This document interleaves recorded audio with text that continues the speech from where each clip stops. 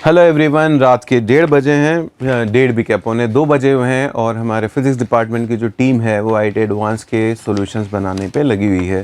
थोड़ा सा इंट्रोडक्शन मैं फर्स्ट और सेकंड दोनों पेपर का आपको दे दूं। जो फर्स्ट पेपर है हमारी एनालिसिस के हिसाब से थोड़ा सा टफ़र साइड पे था, क्योंकि जैसे यूजुअली आईटी का पैटर्न आता था, नॉर्मली फिजिक्स का पेपर थोड़ा सा इजी आता था, केमिस्ट्री का इजी होता है, मैथ्स का यूजुअली टफ होता है, लेकिन इस बार फिजिक्स का जो पेपर है वो भी एक अच्छे लेवल पे था। कुछ कुछ क्वेश्चंस ऐसे हैं जिनमें कैलकुलेशंस बड़ी लंबी है, इस वजह से उनको टफ बोलना पड़ा। कुछ क्वेश्चंस ऐसे हैं जिनके अंदर कॉन्सेप्ट भी बहुत अच्छे लग रहे हैं। और इस बार देखा तो हमने ऑब्जर्व किया कि इसके अंदर उन टॉपिक्स के क्वेश्चन भी पूछे गए जो जनरली पहले जेईई मेन में हुआ करते थे, जैसे कि पोलराइजेशन का क्वेश्चन एडवांस के अंदर पूछा गया। उसके अलावा एरर के क्वेश्चन जो है वो पूछे गए।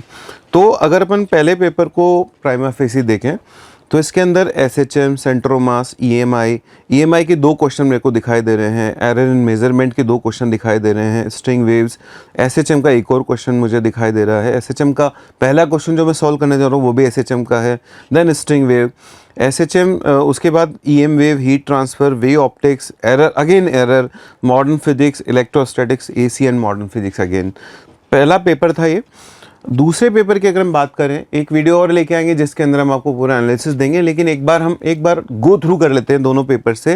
दूसरे पेपर में पहला क्वेश्चन था यूएनडी का, then electrostatics, then SHM, then gravitation, then electrostatic again, then geometrical optics, electrostatics again, thermodynamics, EMF, modern physics, thermodynamics, gravitation, thermodynamics, wave optics, and element sound waves. तो मोरलेस आप देख सकते हैं कि दोनों पेपर मिला करके जो है वो चीज़ें तो सारी कवर हो रही है। और आईटी हमेशा, आईटी के पेपर में कुछ न कुछ आपको अच्छा मिलता है। इवन हम लोग एज ए फैकल्टी मेंबर जो बरसों से पढ़ा रहे होते हैं, हम लोग इंतज़ार कर रहे होते हैं कि यार कब आईटी का पेपर आए और कब उसको सॉल्व करें और उसके अंदर जो हिडन जेम्स हैं उनको ढूंढकर आपके सामने लेकर के आएँ। तो पेपर में कुछ क्वेश्चन ऐसे लग रहे हैं जिनके अभी तक भी मतलब जैसे आंसर्स कई देख रहे हैं कि अंडर रूट के अंदर टर्म्स उलझ रही है, उनके आंसर्स अभी निकल रहे हैं। अभी सॉल्यूशन जो है हमारी टीम बना रही है, अभी लगी हुई है। रात के 1:45 बज चुके हैं जैसे मैं आपको बता रहा हूँ, और इस समय मैं आपके सामने लेकर के आ रहा हूँ पेपर 1 के पहले 5 क्वेश्चंस के सॉल्यूशंस। तो इनमें देख सकते हैं हम पहला जो क्वेश्चन है, I am starting with question number 1 of paper 1। इस पहले क्वेश्चन में आप देख सकते हैं we are given a disc of radius R and mass M is which is attached to a spring of spring constant k inside a ring of radius capital R which is very large as compare to small r as shown in figure. The other end of the spring is attached on the periphery of the ring. Both the ring and the disc are in the same vertical plane. blah blah blah. लंबा चौड़ा question है भाई, और ये question जो है इस तरह का क्वेश्चन ऑलरेडी इरोडो के अंदर पहले से प्रेजेंट था। वहाँ पर ये एक स्फीयर हुआ करता था, छोटा स्फीयर हुआ करता था, और वहाँ पे 5/7 का फैक्टर आया करता था। इन्होंने इसमें क्या इनोवेशन किया है, इन्होंने यहाँ पर एक एक्स्ट्रा स्प्रिंग जो है वो ऐड कर दी है। तो इस स्प्रिंग की वजह से क्या है, जो ग्रेविटी इसको पुल बैक करेगी, क्योंकि जैसे ही हम लोग इसको थोड़ा सा आगे की तरफ सरकाएंगे, शिफ्ट करेंगे, ग्रेविटी इसको पुल बैक करने वाली है। तो यहाँ पर ग्रेविटी के साथ साथ इस बार एक फोर्स और लगने वाला है, और वो फोर्स होगा स्प्रिंग फोर्स। तो हम इस क्वेश्चन को कैसे प्रोसीड करें, कौन सा मेथड यूज़ करें ताकि ये क्वेश्चन जो है जल्दी से जल्दी हो जाए। कई तरीक़ों से इस क्वेश्चन को कर सकते हैं। कुछ लोग इसको एनर्जी लिख के डिफ्रेंशिएट करते हैं, कुछ लोग IOR के अबाउट टॉर्क लिखते हैं, कुछ लोग सेंटर ऑफ मास के अबाउट टॉर्क लिखते हैं। भाई जिस पॉइंट के अबाउट भी लिखना हो लिखो। मैं आपको जो सोल्यूशन बताने जा रहा हूँ, it is one of the shortest solution. So when I will shift it,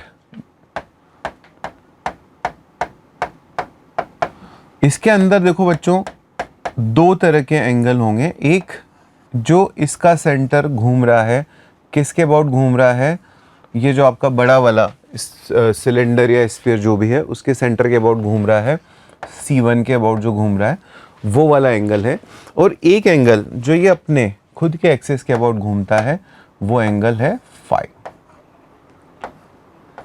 so when something rotates purely, when there is a pure rotation, और जैसा कि इसमें बोला जा रहा है देयर इज नो स्लाइडिंग, इसका मतलब यहाँ पे फ्रिक्शन भी होगा।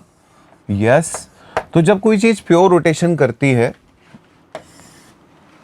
तो उसका सेंटर ऑफ मास जितना डिस्टेंस चलता है और उसके सेंटर ऑफ मास के अबाउट जितना आप रोटेशन करते हो, उनमें ये रिलेशन होता है x is equal to small R phi.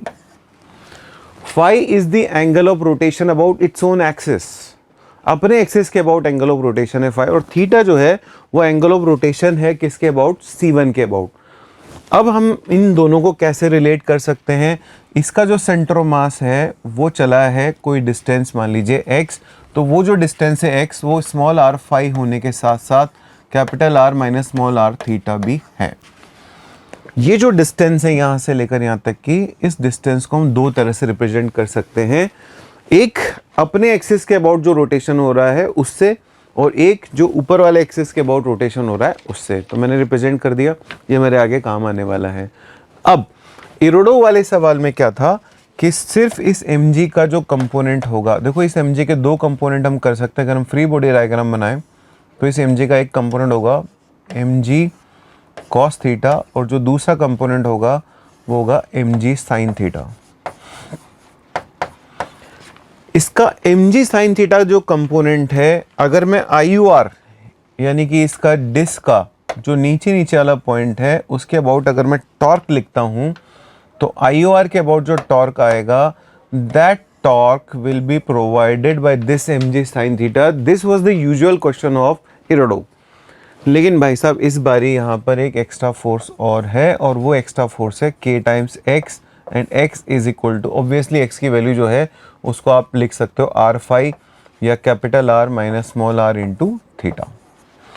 तो इस बार यहाँ पर बिकॉज ऑफ दिस स्प्रिंग, जैसे जैसे बॉडी आगे जाएगी वैसे वैसे स्प्रिंग भी खींचेगी, और स्प्रिंग का जो खिंचाव होगा वो सेंटर ऑफ मास का जो डिस्प्लेसमेंट होगा या डिस्टेंस ट्रेवल होगा उसी के बराबर, नॉट डिस्प्लेसमेंट, डिस्टेंस ट्रेवल के बराबर होगा.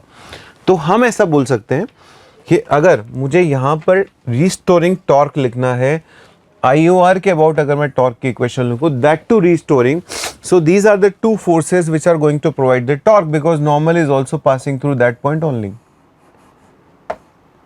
अब वो टॉर्क कैसे लिखा जाए, तो यहाँ जगह कम है इसलिए मैं एक पेज ऐड करके वहाँ पे लिख लेता हूँ. So that torque will be equal to mg sin theta, white pen ले लेते हैं, तो mg sin theta into small r plus k times capital R minus small r multiply by theta into small r, and that should be equal to 3 divided by 2 mr square multiplied by phi double dot, and this is restoring angular acceleration. So that's why it is towards like ये इसको mean position की तरफ लाएगा वापस phi double dot. As we know that small r times phi is equal to capital R minus small r times theta. So phi double dot can be written as small r minus small r into theta double dot. इधर की तरफ सारी चीजें theta में है, उधर phi उलझा हुआ था, तो मैं एक काम कर सकता हूँ, small r times phi double dot की जगह क्या लिख सकता हूँ, capital R minus small r times theta double dot, which I am going to write here. So this will become 3 divide by 2 times m into small r multiply by capital R minus small r into theta double dot. This is also restoring angular acceleration about c1. ये वापस ला रहा है इस angular acceleration से. अब थोड़ा solve कर लेते हैं. एक स्मॉल r से एक स्मॉल r कट गया, थीटा छोटा है तो इसको मैं बोल सकता हूँ this will become mg multiply by theta plus k times r minus small r multiply by theta divided by 3 divide by 2 into m into capital R minus small r, and this is my restoring angular acceleration theta double dot. As we know that if theta double dot is equal to इसको थोड़ा solve कर लेते हैं. सो this will become 2 divide by 3. Okay, ये small m को जाके काट देगा. सो this will become g divided by capital R minus small r. 2/3 बाहर आ गया. ये capital R minus small r जो है कट जाएगा, तो आपके पास यहाँ बचेगा भाई k divided by m plus theta. ये SHM की रिक्वायर्ड कंडीशन है, और आप देख सकते हैं ये हमारा ओमेगा स्क्वायर है. हमसे ओमेगा पूछा जा रहा है. और उस हिसाब से हमारा जो बेस्ट आंसर बनता है, एक बारी अपन पीछे चल के चेक कर लेते हैं। हमसे अगर ओमेगा पूछा जा रहा है तो हमारा जो बेस्ट आंसर बन रहा है वो बन रहा है apple, A for apple. 2 divide by 3 G divide by capital R small r plus K divide by M. देख सकते हो आप यहाँ पे ये आंसर है। ये जो क्वेश्चन है इसको मैंने टफ कैटेगरी में रखा है क्योंकि यार बच्चों के लिए ना ये थोड़ा सा रिलेटिवली टफर साइड पे है। बच्चे को बहुत सारी चीज़ें लिखनी पड़ेंगी, उसको ध्यान रखना पड़ेगा, और कहीं ना कहीं जो बच्चे से मिस होता है ना वो ये वाली टर्म मिस हो जाती है। जैसे ये वाली टर्म मिस होती है तो फिर वहाँ थोड़ा सा यार गड़बड़ हो जाती है, फिर उसका आंसर मैच नहीं करेगा। और सबसे बड़ी बात, जब आपको पहला पेपर मिलता है और जिस हिसाब से ये पेपर जो पेपर हमको मिला है, अगर यही पहला क्वेश्चन है और इस टाइप का क्वेश्चन अगर दिखता है तो थोड़ा सा एकदम से जर्क सा लगता है। तो बच्चे के लिहाज से क्वेश्चन को मैं टफ क्वेश्चन की कैटेगरी में रखूँगा। This question is a mixed question of SHM। अब इसके अंदर SHM का भी कॉन्सेप्ट लग रहा है, इसके अंदर ना RBD का भी कॉन्सेप्ट लग रहा है, ठीक है। तो SHM का कॉन्सेप्ट लग रहा है, RBD का कॉन्सेप्ट लग रहा है। अगर किसी बच्चे ने इस क्वेश्चन को एनर्जी कंजर्वेशन लिख के किया तो आप बोल सकते हो वर्क पावर एनर्जी और SHM RBD तीनों का ही कॉन्सेप्ट लग रहा है। मेथड कई सारे हैं लेकिन आंसर एक ही है। और क्वेश्चन जैसा कि मैंने आपको बताया अच्छे लेवल का क्वेश्चन है, ऐसा नहीं है कि बिल्कुल अननोन क्वेश्चन है। क्वेश्चन इरोडो से है, डायरेक्ट मॉडिफाइड क्वेश्चन है। ये क्वेश्चन भी डायरेक्ट इरोडो से है। आप देख सकते हैं, मैं नाम इसलिए ले रहा हूँ क्योंकि जब बच्चे IIT की तैयारी करने वाले हैं, अगले साल जो बच्चे IIT देंगे उसके अगले साल जो IIT की तैयारी करेंगे उन बच्चों के लिए ये एक तरह से बेंचमार्किंग हो गई कि यार ये जो क्वेश्चंस हैं जो कि जनरल क्वेश्चन, और बहुत सालों से हम लोग इन क्वेश्चंस को कराते हैं, ये हमारे नोट्स के क्वेश्चंस हैं।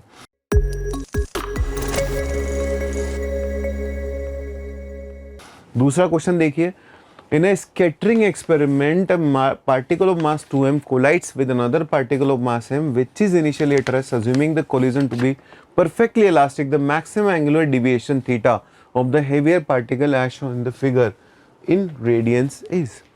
क्वेश्चन बच्चों सेंटर मास का है,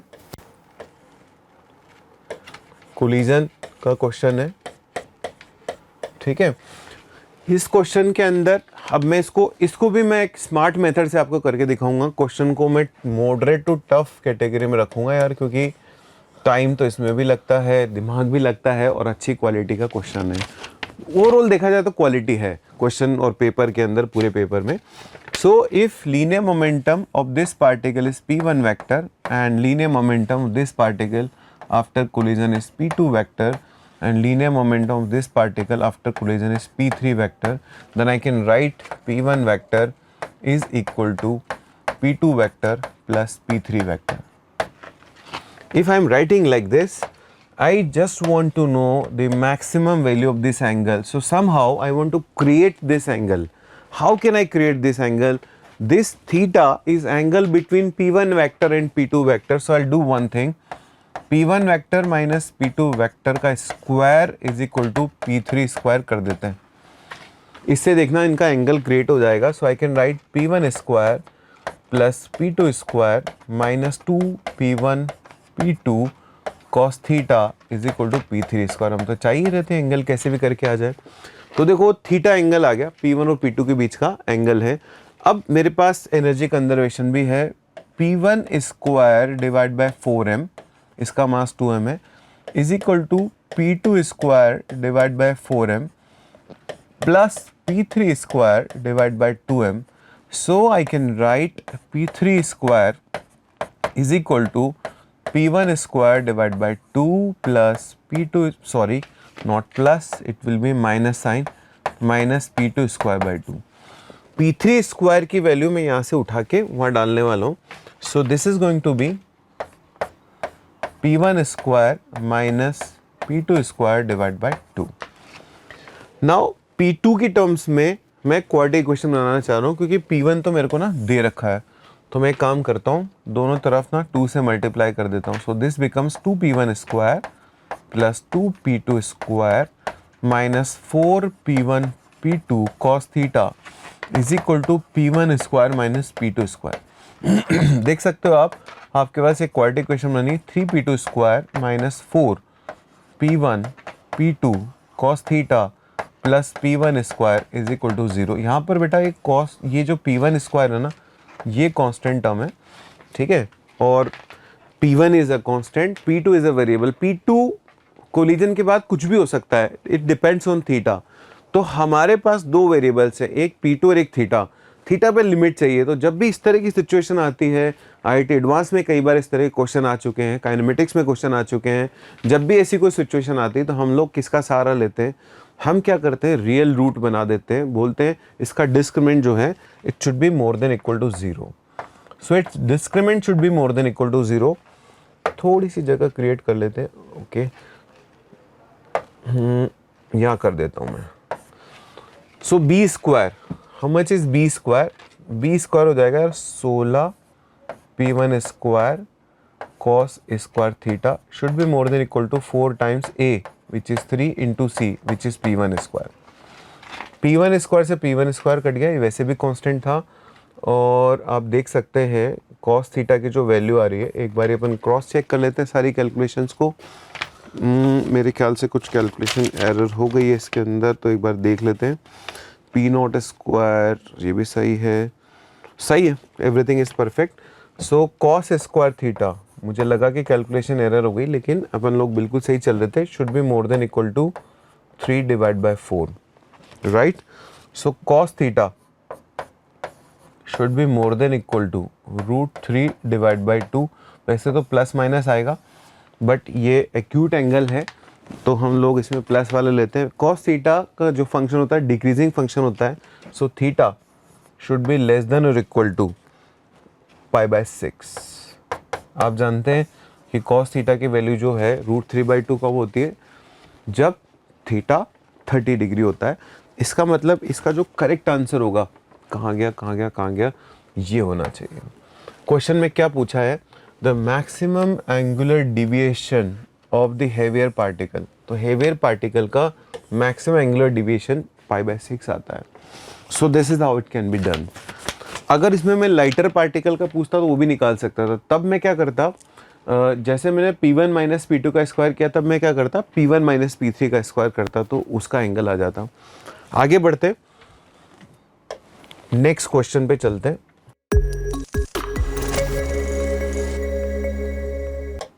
सो my next question is from electromagnetic induction, 12th वाले पोर्शन का क्वेश्चन है। ये भी अच्छा क्वेश्चन है, लेकिन ठीक है, ये इजी से लेकर मॉडरेट कैटेगरी में अपन रख सकते हैं, डूएबल क्वेश्चन है। थोड़ी सी जो दिक्कत आती है वो यही आती है कि बच्चे को ये समझना पड़ेगा कि इनमें से कौन सा वाला जो ग्राफ है वो करेक्ट है। तो एक बार शुरू करते हैं। You have a conducting square loop initially lies in XZ plane. तो शुरुआत में ये प्लेन ऐसे था भाई, और ये ऐसे रोटेट कर रहा है।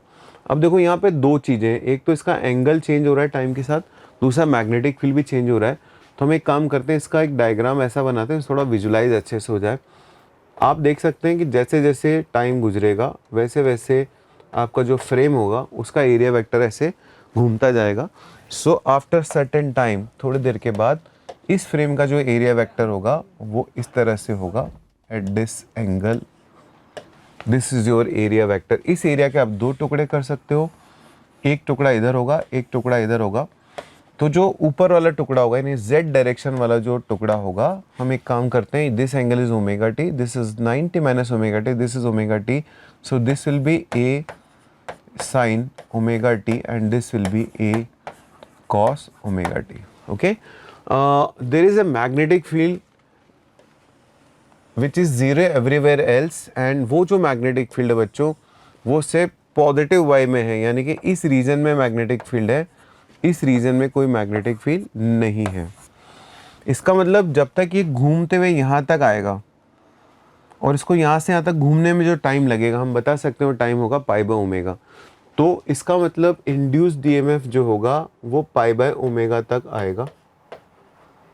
उसके बाद π/ω से लेकर π/2ω तक कोई इंड्यूस्ड ईएमएफ नहीं आएगा, नो इंड्यूस्ड ईएमएफ। तो जो भी इंड्यूस्ड ईएमएफ आएगा वो 0 से लेकर π/ω तक आएगा, और π/ω से लेकर π/2ω, सॉरी नॉट π/2ω, 2π/ω। इसको सही कर देते हैं, बहुत इजी है। π/ω से लेकर 2 पाई बाय ओमेगा तक कोई इंड्यूस ईएमएफ नहीं आएगा। क्यों? क्योंकि 0 से लेकर पाई बाय ओमेगा तक आप मैग्नेटिक फील्ड में हो, उसके बाद फिर आप मैग्नेटिक फील्ड से गायब हो जाते हो, फिर आते हो, ये साइक्लिकली चलता रहता है। तो पाई बाय ओमेगा से 2 पाई बाय ओमेगा तक कोई इंड्यूस्ड ईएमएफ नहीं आएगा। तो हम सबसे पहले ये देख लेते हैं कि इस ड्यूरेशन में ये कौन सी वाली ड्यूरेशन है, t less than pi by omega and more than 0, इसमें क्या फ्लक्स आएगा। So if I want to calculate flux, you know the magnetic field is in z direction, तो इन दोनों में अगर इनका डॉट प्रोडक्ट किया जाएगा तो आपको जो फ्लक्स आएगा that flux will be b not a into sine omega t into cos omega t, ये फ्लक्स होगा आपका। एरिया वेक्टर का ये कंपोनेंट, इसमें कोई फ्लक्स नहीं होगा। So if you want to write flux it will be b not into a into sine 2 omega t divided by 2. Now you want to know induced EMF. Induced EMF will be minus of d phi divided by dt.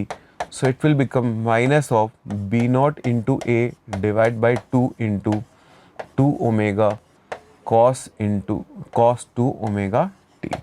2 से 2 cut गया, तो आपका जो induce EMF आता है वो आता है minus B not A omega cos 2 omega T. ये एक ऐसा फंक्शन है जिसका टाइम पीरियड, इसका टाइम पीरियड आ रहा है 2 पाई बाय 2 ओमेगा, इसका मतलब इसका टाइम पीरियड आ रहा है पाई by omega. Now this is quite interesting. जो आपका फ्रेम है उसके रोटेट होने का जो टाइम पीरियड है वो टाइम पीरियड है 2 पाई बाय ओमेगा। इसका मतलब ये जितनी देर में आधा साइकिल कंप्लीट करेगा, इंड्यूस्ड ईएमएफ अपना पूरा साइकिल कंप्लीट कर चुका होगा। So half cycle of frame is equivalent to full cycle of induced EMF. You are starting with a maximum induced EMF with a negative sign and there is a complete loop in pi by omega. So this is the best answer. You are starting with a negative maxima, उसके बाद आपका induced EMF का एक पूरा cycle complete होता है। उसके बाद कितनी देर तक induced EMF नहीं आ रहा, देखो आप पाई बाय ओमेगा से लेकर 2 पाई बाय ओमेगा तक नहीं आ रहा, then you will again restart, आप वापस उसी लोकेशन पे पहुंच जाते हो। तो इसका जो बेस्ट आंसर बेटा वो ए है। कोई बच्चे ने अगर आईटी एडवांस में इस सवाल को किया होगा और अगर वो यहाँ तक भी पहुँच गया और मान लो उसको कोई भी तरह का कन्फ्यूजन है तो 2 ऑप्शन तो वैसे भी हटा सकता है। t बराबर 0 पे इंड्यूस्ड ईएमएफ 0 तो कहीं से भी नहीं दिख रहा है इसमें, इसका मतलब तो हट गया। अब ये 2 ऑप्शन बनते हैं, अब ये थोड़ा सा तो बस उसको ये देखना पड़ेगा कि क्या इसका साइकिल घूमने का और क्या इंड्यूस्ड ईएमएफ का साइकिल सेम टाइम पीरियड का है, नहीं है। अगर ये आंसर में देता तो दोनों का साइकिल का टाइम पीरियड सेम आ जाता है, इसलिए ये भी गलत है। So the best answer was a. तो ये 3 क्वेश्चन थे। पहले मैंने सोचा था कि मैं 5 क्वेश्चंस के सॉल्यूशन दूंगा, लेकिन मोशन फिजिक्स डिपार्टमेंट की टीम इतनी बड़ी और शानदार है कि बाकी सब टीचर्स भी सॉल्यूशंस लेकर के आ रहे हैं। तो मैं अभी 3 क्वेश्चंस के सॉल्यूशन दे रहा हूँ। I wish best of luck to all of you. और हम लोग देश में सबसे पहले और सबसे एक्यूरेट सॉल्यूशन लाने की कोशिश कर रहे हैं। आपका सहयोग अपेक्षित है। आप प्लीज़ कमेंट करिए और हमें बताइए, जस्ट इन केस अगर कुछ वैल्यू एडिशन करना है, कुछ सजेशन है। क्योंकि देखो बच्चों, इस समय अब तो रात के 2:06 हो चुके हैं, इस समय पर हमारी सारी टीम काम कर रही है। आईआईटी के क्वेश्चंस कई बार ऐसे होते हैं, अभी जैसे कुछ क्वेश्चंस ऐसे हैं जिनमें कैलकुलेशंस लंबी लंबी आ रही है, कई में अंडर रूट के अंदर क्वांटिटीज़ ऐसी फंस रही है कि लग रहा है कि कुछ क्या इनसे कुछ मिस्टेक हुई है, या हो सकता है कि बाद में हमें पता चले कि हाँ आंसर में कोई चेंज था या लॉजिक में कोई चेंज था। तो इस तरह की छोटी मोटी बातें अगर कुछ आती है सामने, we are a team, so suggest us whatever you want to suggest. हम लोग कोशिश कर रहे हैं कि आपको तुरंत सोल्यूशन दें और बेस्ट सोल्यूशन दें। हम लोग अपनी तरफ से वेरीफाई करके सोल्यूशन दे रहे हैं, लेकिन यदि कोई वैल्यू एडिशन आपको दिखता है तो your suggestions are welcome. Thank you very much, good luck. चलो देखते हैं क्या इस क्वेश्चन में। Figure 1 shows the configuration of main scale and vernier scale before measurement। अच्छा, एरर का सवाल है। देखो क्या है, एक तो अपने को पहले दिया हुआ है एक डायग्राम, फिर बाद में दूसरा डायग्राम। उसमें क्या बोल रहा है समझो आप, figure 1 shows configuration of main scale and vernier scale। जब आप कुछ भी मेजर नहीं कर रहे उस समय का सिचुएशन है फिगर नंबर 1। ठीक, उसको आप बहुत कायदे से देखिए तो 0 ऑफ मेन और 0 ऑफ वर्नियर बहुत अच्छे से मैच हो रहा है। इसका मतलब स्केल के अंदर 0 एरर तो नहीं है, पहली बात। दूसरी बात और क्या पता लगा सकते हैं अपन, ढंग से देखो तो वर्नियर में कितने डिवीजन है, 1 2 3 4 5 6 7 8 9 10, 10 डिवीजन है। वो मेन के कितने से कोइंसाइड हो रहा है, 1 2 3 4 5 6 7। तो क्या मैं लिख सकता हूं ऐसा कि 10 vernier scale division equals to क्या 7 मेन स्केल डिवीजन। हाँ सर, तो क्या 1 वर्नियर स्केल डिवीजन आ गया, 1 वर्नियर स्केल डिवीजन आया 7/10 MSD। अच्छा, एक MSD कितना है मेन स्केल डिवीजन, क्या 0.1 सेंटीमीटर, तो ये हो गया 7/10 इंटू 0.1 सेंटीमीटर, ये आ जाएगा बेटा कितना 0.07 सेंटीमीटर। ये एक वर्नियर स्केल डिवीजन की लेंथ आ गई। यहाँ से अपन लिस्ट काउंट भी निकाल सकते, लिस्ट काउंट कितना आ जाएगा बताओ, एक वर्नियर स्केल डिवीजन माइनस एक मेन स्केल डिवीजन। ठीक, आप उसको डायरेक्ट फॉर्मूले से भी सॉल्व कर सकते हैं सवाल को, मैं आपको बिना फॉर्मूले के बता रहा हूँ। क्या देख, फॉर्मूले का तो एक लाइन के अंदर आ जाएगा वो। अब सुनो क्या बोल रहा हो, figure 2 shows the configuration corresponding to the measurement of diameter of D of a tube. बहुत बढ़िया, the measured value of D is, इसमें मेजरमेंट है। पहले डायग्राम से मुझे क्या मिल गया 1 VSD, और मुझे पता पड़ा कि स्केल के अंदर जीरो एरर नहीं है। इसका मतलब आपके सामने बहुत इजी सवाल एरर का रखा गया है। टफ तो तब माना जाता है इसको जब अपन इसके अंदर जीरो एरर भी थोड़ा बहुत इंक्लूड कर लेते। अब समझिए क्या है, अब ये रीडिंग आई, ये है रीडिंग। अब मुझे इतना अच्छे से पता चल रहा है कि ये 0.1 सेंटीमीटर है। हाँ सर, दिख रहा है ये, और मेरी रीडिंग 0.1 से थोड़ा ज़्यादा है। ये x मान लेते हैं, थोड़ा सा ज़्यादा। ये मेन स्केल का ये डिवीजन और वर्नियर का 0, इसके बीच का जो गैप है x। अगर ये x पता पड़ जाए तो हमारा आंसर होगा 0.1 सेंटीमीटर प्लस x। हाँ सर, बात तो ठीक बोल रहे हो आप। अब सोचो क्या करें, अब क्या करें, क्या ये पहला, ये दूसरा लाइन और इसका ये दूसरा क्या एग्जैक्ट मैच हो रहा है। देखो देखो देखो, ये एग्जैक्ट मैच हो रहा है, ये एग्जैक्ट मैच हो रहा है।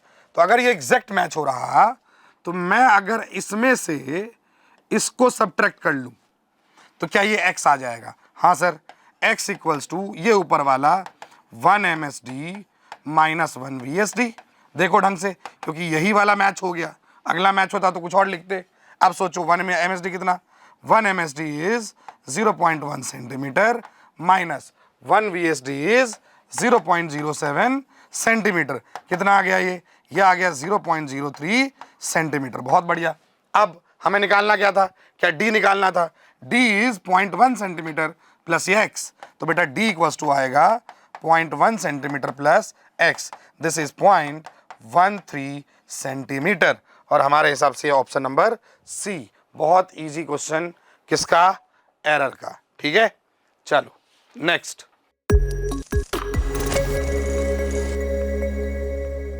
नेक्स्ट क्वेश्चन में देखते हैं अपन क्या है। नेक्स्ट क्वेश्चन में ये है मल्टीपल करेक्ट चॉइस क्वेश्चन। पढ़े क्या है सवाल को, conducting square loop of side L and mass M and resistance R। ठीक है, ये एक लूप दिख रहा है मुझे, इस लूप का साइड है L, स्क्वायर साइड है, मास है M, रेजिस्टेंस है R। बहुत बढ़िया। And it is moving in the XY plane with its axes parallel to X and Y।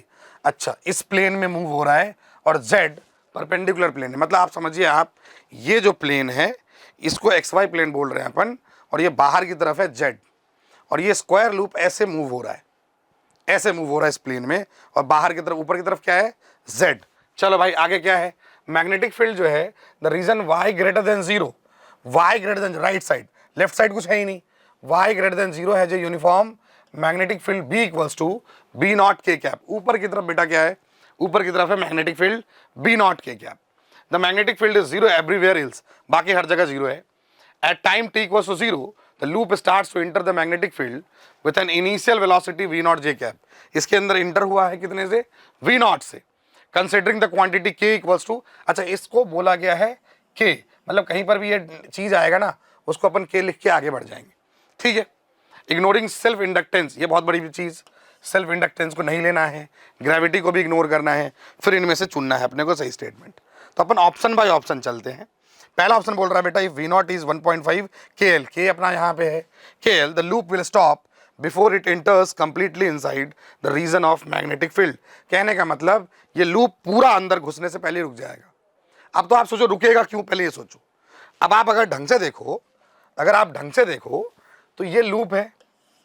थोड़ी देर के बाद मान लीजिए, थोड़ी देर के बाद सीन ये हुआ, थोड़ी देर के बाद सीन ये हुआ कि ये यहां तक एंट्री कर चुका है और इसकी रफ्तार हो चुकी है v, ठीक। और आप सोचिए बाहर की तरफ क्या है, बाहर की तरफ क्या है, बाहर की तरफ क्या है, बाहर के ऊपर की तरफ है।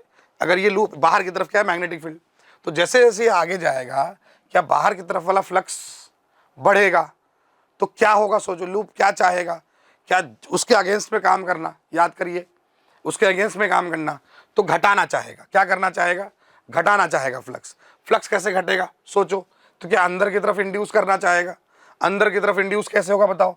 क्या करंट जाएगा क्लॉकवाइज, करंट जाएगा क्लॉकवाइज, करंट इसमें इंड्यूस हो गया क्लॉकवाइज आई। अब जैसे ही आई अगर इंड्यूस हुआ तो क्या ILB फोर्स लगना चालू हो जाएगा इस लेंथ पे। क्या ILB फोर्स, इन दोनों का तो कैंसिल आउट हो रहा होगा, तो इस पे लगेगा ILB, IL क्रॉस B इधर की तरफ, तो इस पे फोर्स लगेगा बेटा पीछे, इस पे फोर्स लगेगा पीछे, ILB नॉट। सही है, कैपिटल L है तो बाद में इसको कैपिटल L कर लेंगे अपन, ठीक। अभी अपन स्मॉल l लेके चल रहे हैं, इसको कैपिटल L लिख लेंगे। तो ILB और ये करंट है लूप में। अब ये वाला फोर्स क्या रेजिस्टिंग फोर्स है इसके लिए, तो उसको रोकेगा। इसलिए पूछ रहा है वो सवाल के अंदर कि ये ऑप्शन बोल रहा है कि अगर रफ्तार इतना हुआ, पूरा एंट्री लेने से पहले ही रुक जाएगा। अपन चेक कर लेते हैं, अगर ये फोर्स है F इक्वल्स टू ILB, मैं अभी कैपिटल L लिखूंगा क्योंकि क्वेश्चन के अंदर कैपिटल L लिखा है, दिस इज कैपिटल L। तो मैं क्या लिखूंगा सोचो, जा रहा है आगे, फोर्स है पीछे, तो क्या लिखूंगा, M into A equals to minus ILB not. सही बात है। I कितना, क्या इस वाले रॉड में force on moving rod in magnetic field BVL, ये फोर्स ILB आ गया। और इस लूप के अंदर कितना अपना करंट इंड्यूस हो जाएगा, क्या total EMF by R is resistance, E कितना इंड्यूस होगा BVL, तो BVL कितना बताओ इस वाले लाइन पे BVL, तो इस वाले लाइन पे एक बैटरी बन जाएगी कुछ ऐसी BVL, तो क्या लिखेंगे minus B not VL by R is resistance, ये L B नॉट, तो क्या आएगा बेटा ये minus B not square L square V by R। बहुत बढ़िया भाई, ये आ गया। A is acceleration. अब मैं एक्सेलरेशन को क्या लिख सकता हूँ, मैं लिख सकता हूँ M इंटू क्या V dV बाई dx, हाँ sir, equals to minus B not square L square V by R। बहुत बढ़िया। अब अगर ढंग से तो ये V मर गया, ठीक है, तो dV equals to minus B not square L square by MR dx। क्या आपको ये दिख रहा है ये K है, क्या आपको ये दिख रहा है K है, K है सवाल में बोला गया था, तो अपन लिखेंगे dV equals to minus KX K dx, integrate कर लेते हैं, x इक्वल्स टू 0 पे रफ्तार V नॉट और किसी x पे रफ्तार हो गया V। अपन तो जनरल इक्वेशन निकाल लेते हैं।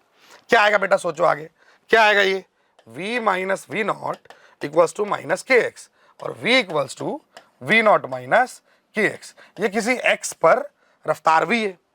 अब ये बोला गया है कि रुक जाएगा, ठीक, तो रुकेगा कब, V इक्वल्स टू 0 कर देते हैं अपन, रुकेगा कब, फॉर V इक्वल्स टू 0 क्या V not equals to KX and x equals to V not by K। बहुत बढ़िया। अब रफ्तार क्या दे रखा है, पहले ऑप्शन में रफ्तार दे रखा है 1.5 KL, 1.5 KL, तो भाई साहब 1.5 KL बाई K कट गया, दिस इज 1.5 L। इसका मतलब पूरा का पूरा लूप अंदर जा चुका है, x की वैल्यू आ गई 1.5 L, L से ज्यादा, पूरा का पूरा लूप अंदर जा चुका है। इसका मतलब ये पहला ऑप्शन गलत है, ठीक, ये समझ में आ गया सर। अब दूसरा ऑप्शन क्या बोल रहा है, when the complete loop is inside the region of magnetic field the net force acting on the loop is 0। जब पूरा का पूरा लूप ही अंदर आ गया, अब आप सोचो पूरा लूप अंदर आ गया और मूव कर रहा है, तो फ्लक्स चेंज हो नहीं रहा। अगर फ्लक्स चेंज हो नहीं रहा तो EMF इंड्यूस होगा नहीं, तो करंट आएगा नहीं, तो फोर्स लगेगा नहीं, तो क्या नेट फोर्स 0 ही होगा। तो बी, दूसरा ऑप्शन तो बिल्कुल सही है, बी ऑप्शन तो बिल्कुल सही है, ठीक। तीसरा क्या बोल रहा है वो, if V not equals to KL by 10 the loop comes to rest at T equals to 1 by K ln 5 by 2। इसका मतलब कि अगर वी नॉट की वैल्यू ये ले लें तो इतने टाइम के बाद लूप रुक जाएगा। मतलब हमें वी का इक्वेशन टाइम के साथ चाहिए, वी का इक्वेशन टाइम के साथ चाहिए। तो काम करते हैं, इसी इक्वेशन को आगे लेके चलते हैं अपन, इसी इक्वेशन को आगे लेके चलते हैं अपन। M A equals to minus B not square L square V by R, इसको लेके चलते हैं आगे बेटा। तो क्या आएगा, एम इंटू ए बराबर minus B not square L square V by R. बहुत बढ़िया, ए को लिख लेते हैं D V by D T, D V by D T equals to minus B not square L square by M R into V. अब ये क्या K हो गया, हाँ सर, तो D V by V equals to क्या, minus K D T. Integrate कर लें, टी जीरो पे रफ्तार है वी नॉट और किसी टाइम टी पे मान लेते हैं रफ्तार हो गया वी। तो इंटीग्रेट करेंगे तो आएगा L N V by V not equals to minus K T और v by V not equals to E की पावर माइनस के टी और v इक्वल्स टू आ जाएगा v नॉट ई की पावर माइनस के टी।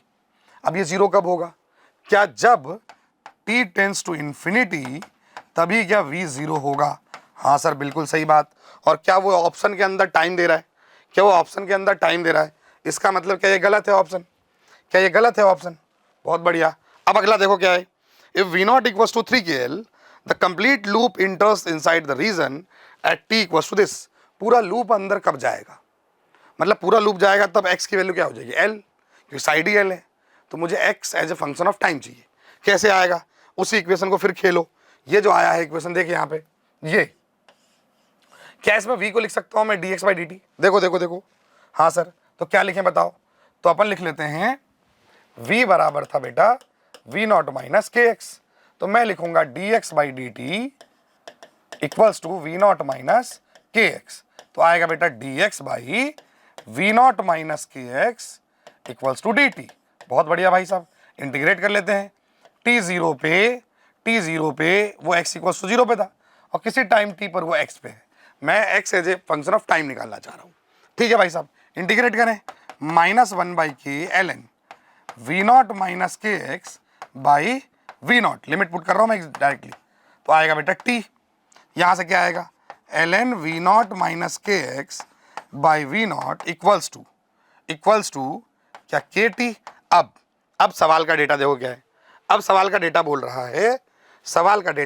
है कि अगर we not है 3kl, वी नॉट है कितना 3kl, पुट करते हैं भाई, वी नॉट की वैल्यू 3kl पुट करते हैं अपन। आओ, वी नॉट की वैल्यू 3kl पुट करते हैं तो क्या आएगा, एल एन 3kl माइनस, अब मुझे लूप को पूरा इंटर कराना है तो पूरा इंटर के लिए x की वैल्यू होनी चाहिए l, तो x की वैल्यू l कर लेते हैं, माइनस के एल डिवाइडेड बाई 3kl। बहुत बढ़िया, equals to k into T. तो बेटा क्या आएगा, ये एल एन देखना ढंग से, माइनस भी तो था, माइनस भी था एक देख, माइनस भी था, इधर माइनस के टी, इधर माइनस के टी। तो आएगा बेटा एल एन, ये कितना आ जाएगा बोलाओ, ये आएगा 2/3 बराबर माइनस के टी। माइनस को इधर एडजस्ट कर लें तो एल एन 3/2 इक्वल्स टू के टी। तो टी इक्वल्स टू कितना आया, 1/k L N 3/2, 1/k L N 3/2। क्या दिया भाई देखो, 1/k एल एन 3/2 है क्या, 1/k L N 3/2।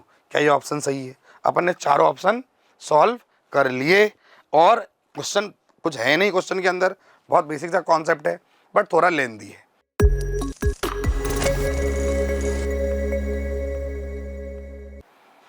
Yes, paper 1 physics के अंदर जी एडवांस 2025 के अंदर क्वेश्चन नंबर 6 से मैं लेने वाला हूं रोहित मालो सर।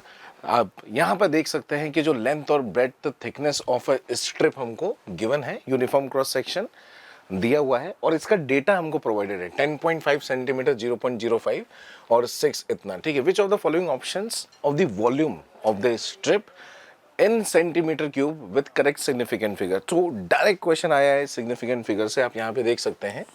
और जहाँ तक कि वॉल्यूम की बात है, हमको पता है कि वॉल्यूम निकालने के लिए हमको लेंथ इनटू ब्रेथ इनटू जो भी इसका थिकनेस है, अगर उसको टी मान लेते हैं, हाइट को अगर एच ले लेते हैं, समथिंग लाइक दैट, इसके अंदर हम निकाल सकते हैं। तो मल्टीप्लिकेशन के रूल्स हमको सिग्निफिकेंट फिगर के पता होने चाहिए। हमको नंबर ऑफ सिग्निफिकेंट फिगर्स हर एक L into B into H के अंदर इंडिविजुअली देखने होंगे, और हमको जो अपना आंसर रिपोर्ट करना है वो आंसर रिपोर्ट कौन सा करना होता है, जिसके अंदर हमारे least number of significant digits हो उतने तक करना होता है। ठीक है, एग्जाम्पल से समझते हैं अपन इसको यहीं पर ही।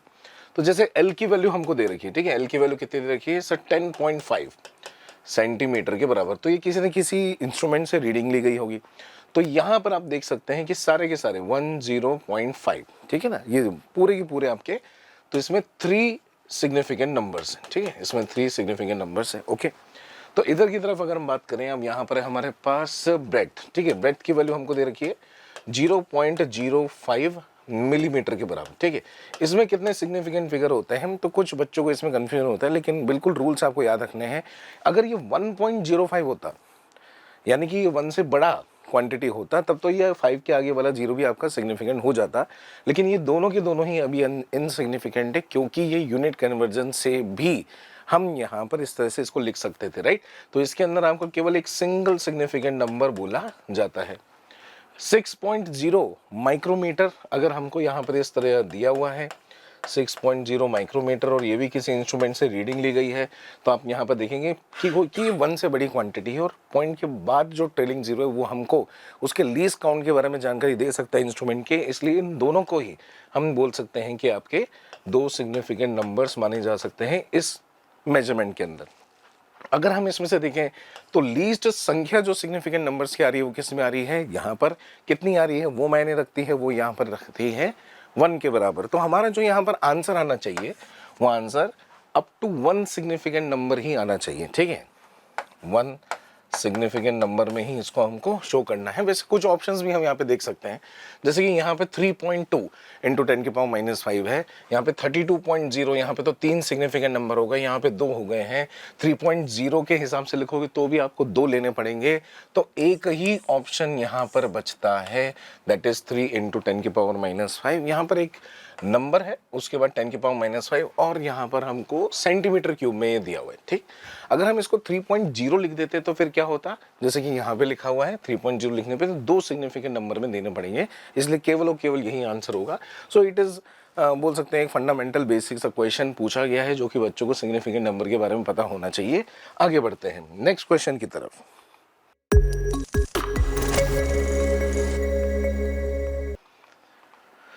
नेक्स्ट क्वेश्चन जो है वो स्ट्रिंग वेव से रिलेटेड है बच्चों, और बहुत ही इजी सा क्वेश्चन है, क्योंकि ये यहाँ पर ये मान के चलिए कि 2 स्ट्रिंग वाला प्रॉब्लम तो हम क्लास नोट्स में ही लिखवाते हैं कि अगर एक म्यू 1 से लेकर म्यू 2 वाली रस्सी के अंदर कंपोजिट स्ट्रिंग जिसको बोलते हैं, जिसमें जेईई एडवांस के पीवाईक्यूज जो हैं उसमें भी इस तरह के क्वेश्चंस हैं। इवन एचसी वर्मा जैसी फंडामेंटल बुक्स जो हैं जो कि बच्चों को पढ़नी ही चाहिए, उसमें वो क्वेश्चंस अवेलेबल हैं। यहाँ पर बस 2 स्ट्रिंग की जगह पे 3 स्ट्रिंग दे दी गई है। यहाँ पर एक वाइब्रेटर, एक ऑसिलेटर है, तो यहाँ पर ये मूव करता रहेगा और यहाँ पे वेव आगे की तरफ ट्रांसफर होती रहेगी, राइट। तो ट्रांसमिशन भी होगा, रिफ्लेक्शन भी होगा, फिर ट्रांसमिशन भी होगा, रिफ्लेक्शन भी होगा, और फिर यहाँ पे आगे ट्रांसमिशन तो नहीं, रिफ्लेक्शन हो सकता है। चलिए क्वेश्चन क्या कहना चाहता है ये देख लेते हैं। Consider system of the 3 connected string as far with uniform linear of density mu, 4 mu और 16 म्यू। ठीक है, यहाँ पे भी दिखा रखा है, जैसे कि ये एक लाइटर मीडियम, फिर उससे हैवियर, फिर उससे और भी हैवियर, ऐसा माना जाता है। ठीक, S1 and S2 are connected at the point P, P हमको दे रखा है, S2 S3 connected at point Q, Q हमको दे रखा है। The other end of the S3 is connected to a wall, ये भी दिया हुआ है। A wave generator is connected at the free end and the wave form generated by this is given by y is equals to y not cos omega t minus K, ये minus K x centimetre के अंदर, y not omega K are constant appropriate dimensions इनकी मौजूद है। Which of the following statement is are correct. ठीक है, ये तो देख ही लेना चाहिए हमको कि कौन से ऑप्शन हमारे करेक्ट है, इनकरेक्ट है, तो हम यहाँ पे बस ट्रू फॉल्स खेलने वाले हैं। ठीक है, चलिए ऑप्शन से यहाँ पर देखते हैं क्या होने वाला है। When the wave reflects from P, P से अगर वेव रिफ्लेक्ट होती है तो क्या वो इन्वर्ट होगी क्या? हाँ सर, वो इन्वर्ट होगी, क्योंकि ये एक हल्के मीडियम से भारी मीडियम की तरफ जा रहे हैं। ठीक, the reflected wave is represented by some constant. ठीक है, वो अल्फा 1 करके इन्होंने यहाँ पे लिख दिया है, cos ओमेगा टी प्लस के एक्स क्यों हो गया होगा सर? ओमेगा टी प्लस के एक्स इसलिए हो गया होगा क्योंकि ओमेगा टी माइनस के एक्स तो आपके राइट में जाने वाली वेव होती है, और ओमेगा टी प्लस के एक्स अगर देखेंगे तो हमारे लेफ्ट में जाने वाली होगी। पाई क्यों ऐड हो जाता है दोस्तों? क्योंकि अभी अभी बात हुई थी कि सर इन्वर्जन होता है, तो बिल्कुल एकदम सटीक यहाँ पर ये इक्वेशन लिखी हुई है। A option is the correct answer. ठीक, बी ऑप्शन की तरफ देखते हैं। तो when the wave transmits to the P for the first time and transmitted wave, तो अगर पी से कोई वेव ट्रांसमिट हो जाती है तो उसमें इन्वर्जन नहीं होता। पहली बात तो ये, उसमें चेंजेस क्या होता है? देखो, उसमें एम्पलीट्यूड का चेंज हो जाता है, उसके अंदर फ्रीक्वेंसी चेंज नहीं होती है, लेकिन क्योंकि स्पीड चेंज हो जाती है। क्या हमको ये पता है कि ये जो के वेव नंबर होता है ये ओमेगा बाई वी से दिया जाता है। ये वी क्या दिया जाता है sir? V is equal to under root of T by mu होता है। अगर आपने म्यू को चेंज कर दिया, आप खुद ही बताइए कि क्या ये म्यू चेंज हो चुका है? यस, ये 4 म्यू हो चुका है। तो अगर ये 4 म्यू हो जाएगा तो आपकी स्पीड कितनी हो जाएगी? V by two. यानी कि यहाँ पर स्पीड अगर वी है तो यहाँ पर स्पीड v बाई टू है। अगर तुम यहाँ पर k इस्तेमाल करते हो तो यहाँ पर आपको 2k का इस्तेमाल करना पड़ेगा। इधर लिख देते हैं, ये रस्सी है, फिर एक और रस्सी है। अभी इसको ही सॉल्व कर लेते हैं। ये म्यू है, ये कितना 4 म्यू दे रखा था राइट, और यहाँ पर है p पॉइंट। यहाँ पर जो वेव है वो v से चलेगी, यहाँ जो वेव है वो v डैश से चलेगी, और v डैश की वैल्यू आपकी 2v के बराबर नहीं v बाई टू के बराबर हो जाएगी। Under root of T by mu के हिसाब से हम 4 म्यू डाल देंगे। ठीक है साहब, तो इससे हमको इक्वेशन का फर्क क्या पड़ेगा? ये राइट में जाते हुए इक्वेशन आ जाएगी आपकी, let suppose Y not, sine की जगह पे कॉस दिया हुआ है, कॉस ओमेगा टी माइनस के एक्स। ठीक, यहाँ पर इसका क्या होगा सर? इसका कोई ना कोई और एम्पलीट्यूड हो सकता है, बिल्कुल। तो इस वाई नॉट को किसी कांस्टेंट से मल्टीप्लाई कर देते हैं, पॉजिटिव कांस्टेंट से, और कॉस ओमेगा टी माइनस के एक्स जैसा रहेगा, और साथ में कुछ ऐड करने की जरूरत नहीं है क्योंकि यहाँ पर ट्रांसमिटेड वेव में इन्वर्जन नहीं होता। Point to be noted sir, के की वैल्यू चेंज होनी चाहिए क्योंकि स्पीड की वैल्यू चेंज हो गई, because K is given by omega by V. अगर वी डैश हो जाएगा तो ये भी के डैश हो जाएगा। अगर आप ऑप्शन ध्यान से देखोगे तो इन्होंने यहाँ पर के की वैल्यू चेंज नहीं करी है, इसलिए ये ऑप्शन सही नहीं। C, when the wave reflects from the Q for the first time, अब क्यू से रिफ्लेक्शन है, फिर से हम देख सकते हैं कि एक लाइटर मीडियम कंपेरेटिवली से डेंसर मीडियम जा रही है, फिर से रेयर से डेंसर मीडियम जाते हुए इन्वर्जन होना चाहिए। ठीक है साहब, the reflected wave is represented by some constant cos omega T minus के एक्स प्लस पाई। सर ये फिर ओमेगा टी माइनस के एक्स क्यों बोला? क्योंकि रिफ्लेक्ट अगर हो रही है, क्या ये रिफ्लेक्शन वाली बात है? हाँ, तो वो तो आपके लेफ्ट में जा रही होगी, तो फिर तो ओमेगा टी प्लस के एक्स जैसा आना चाहिए, और उस के में भी कौन सा के डैश आना चाहिए राइट? वो वाला के नहीं जो कि यहाँ से जनरेट हो रहा है। के डैश आपको यूज करना था। सरासर गलत नजर आ रहा है, सरासर गलत नजर आ रहा है, तो सी ऑप्शन को तो हम बिल्कुल टिक नहीं करेंगे। डी की तरफ देखें जरा कि wave transmits through Q for the first time and transmitted wave. हम ट्रांसमिटेड वेव के बारे में बात करते हैं। चलो, अब यहाँ पर इधर की तरफ क्या था? सब म्यू था। इधर की तरफ कितना था? 4 म्यू था। सो इधर की तरफ कितना था? इधर की तरफ हम मान लेते हैं कि ये कितना है? 16 म्यू। ठीक, यहाँ पे स्पीड v है तो हमारा k इस्तेमाल हुआ था राइट। अगर यहाँ पे स्पीड देखेंगे तो सब v बाई टू हो जाएगी, वहाँ पर हमारा 2k इस्तेमाल होगा इस मीडियम के अंदर, और यहाँ पर स्पीड अपनी v बाई 4 हो जाएगी, तो यहाँ पर हमारे पास 4k इस्तेमाल होना चाहिए क्यू पॉइंट पर। ठीक है, अगर कोई वेव यहाँ से ट्रांसमिट होती है तो उसका एम्पलीट्यूड तो चेंज हो जाएगा, फ्रीक्वेंसी चेंज नहीं होगी। k की वैल्यू शुरुआत वाले आपका जो यहाँ पर सोर्स है, ठीक है, यहाँ पर जो हमारे पास सोर्स मौजूद है वहां पर तो उसने जो इक्वेशन जनरेट करी थी वो k के हिसाब से थी। यहाँ जो भी इक्वेशन बनेगी वो 4k के हिसाब से है। अगर ट्रांसमिटेड वेव के बारे में बात कर रहे हैं तो सम कांस्टेंट होना चाहिए, वाई टी मान लेते हैं ट्रांसमिटेड वेव का एम्पलीट्यूड। फिर उसके बाद ये कॉस है, ओमेगा चेंज नहीं होगा, माइनस क्यों है ये हमको पता है। k की जगह पे क्या आएगा? 4k, और इन्वर्जन भी नहीं होता है ट्रांसमिटेड वेव में, इन्वर्जन नहीं होता है इस केस में। तो ऐसा कुछ फॉर्मेट आना चाहिए, ओमेगा टी माइनस 4kx। क्या यहाँ पर दिया हुआ है? बिल्कुल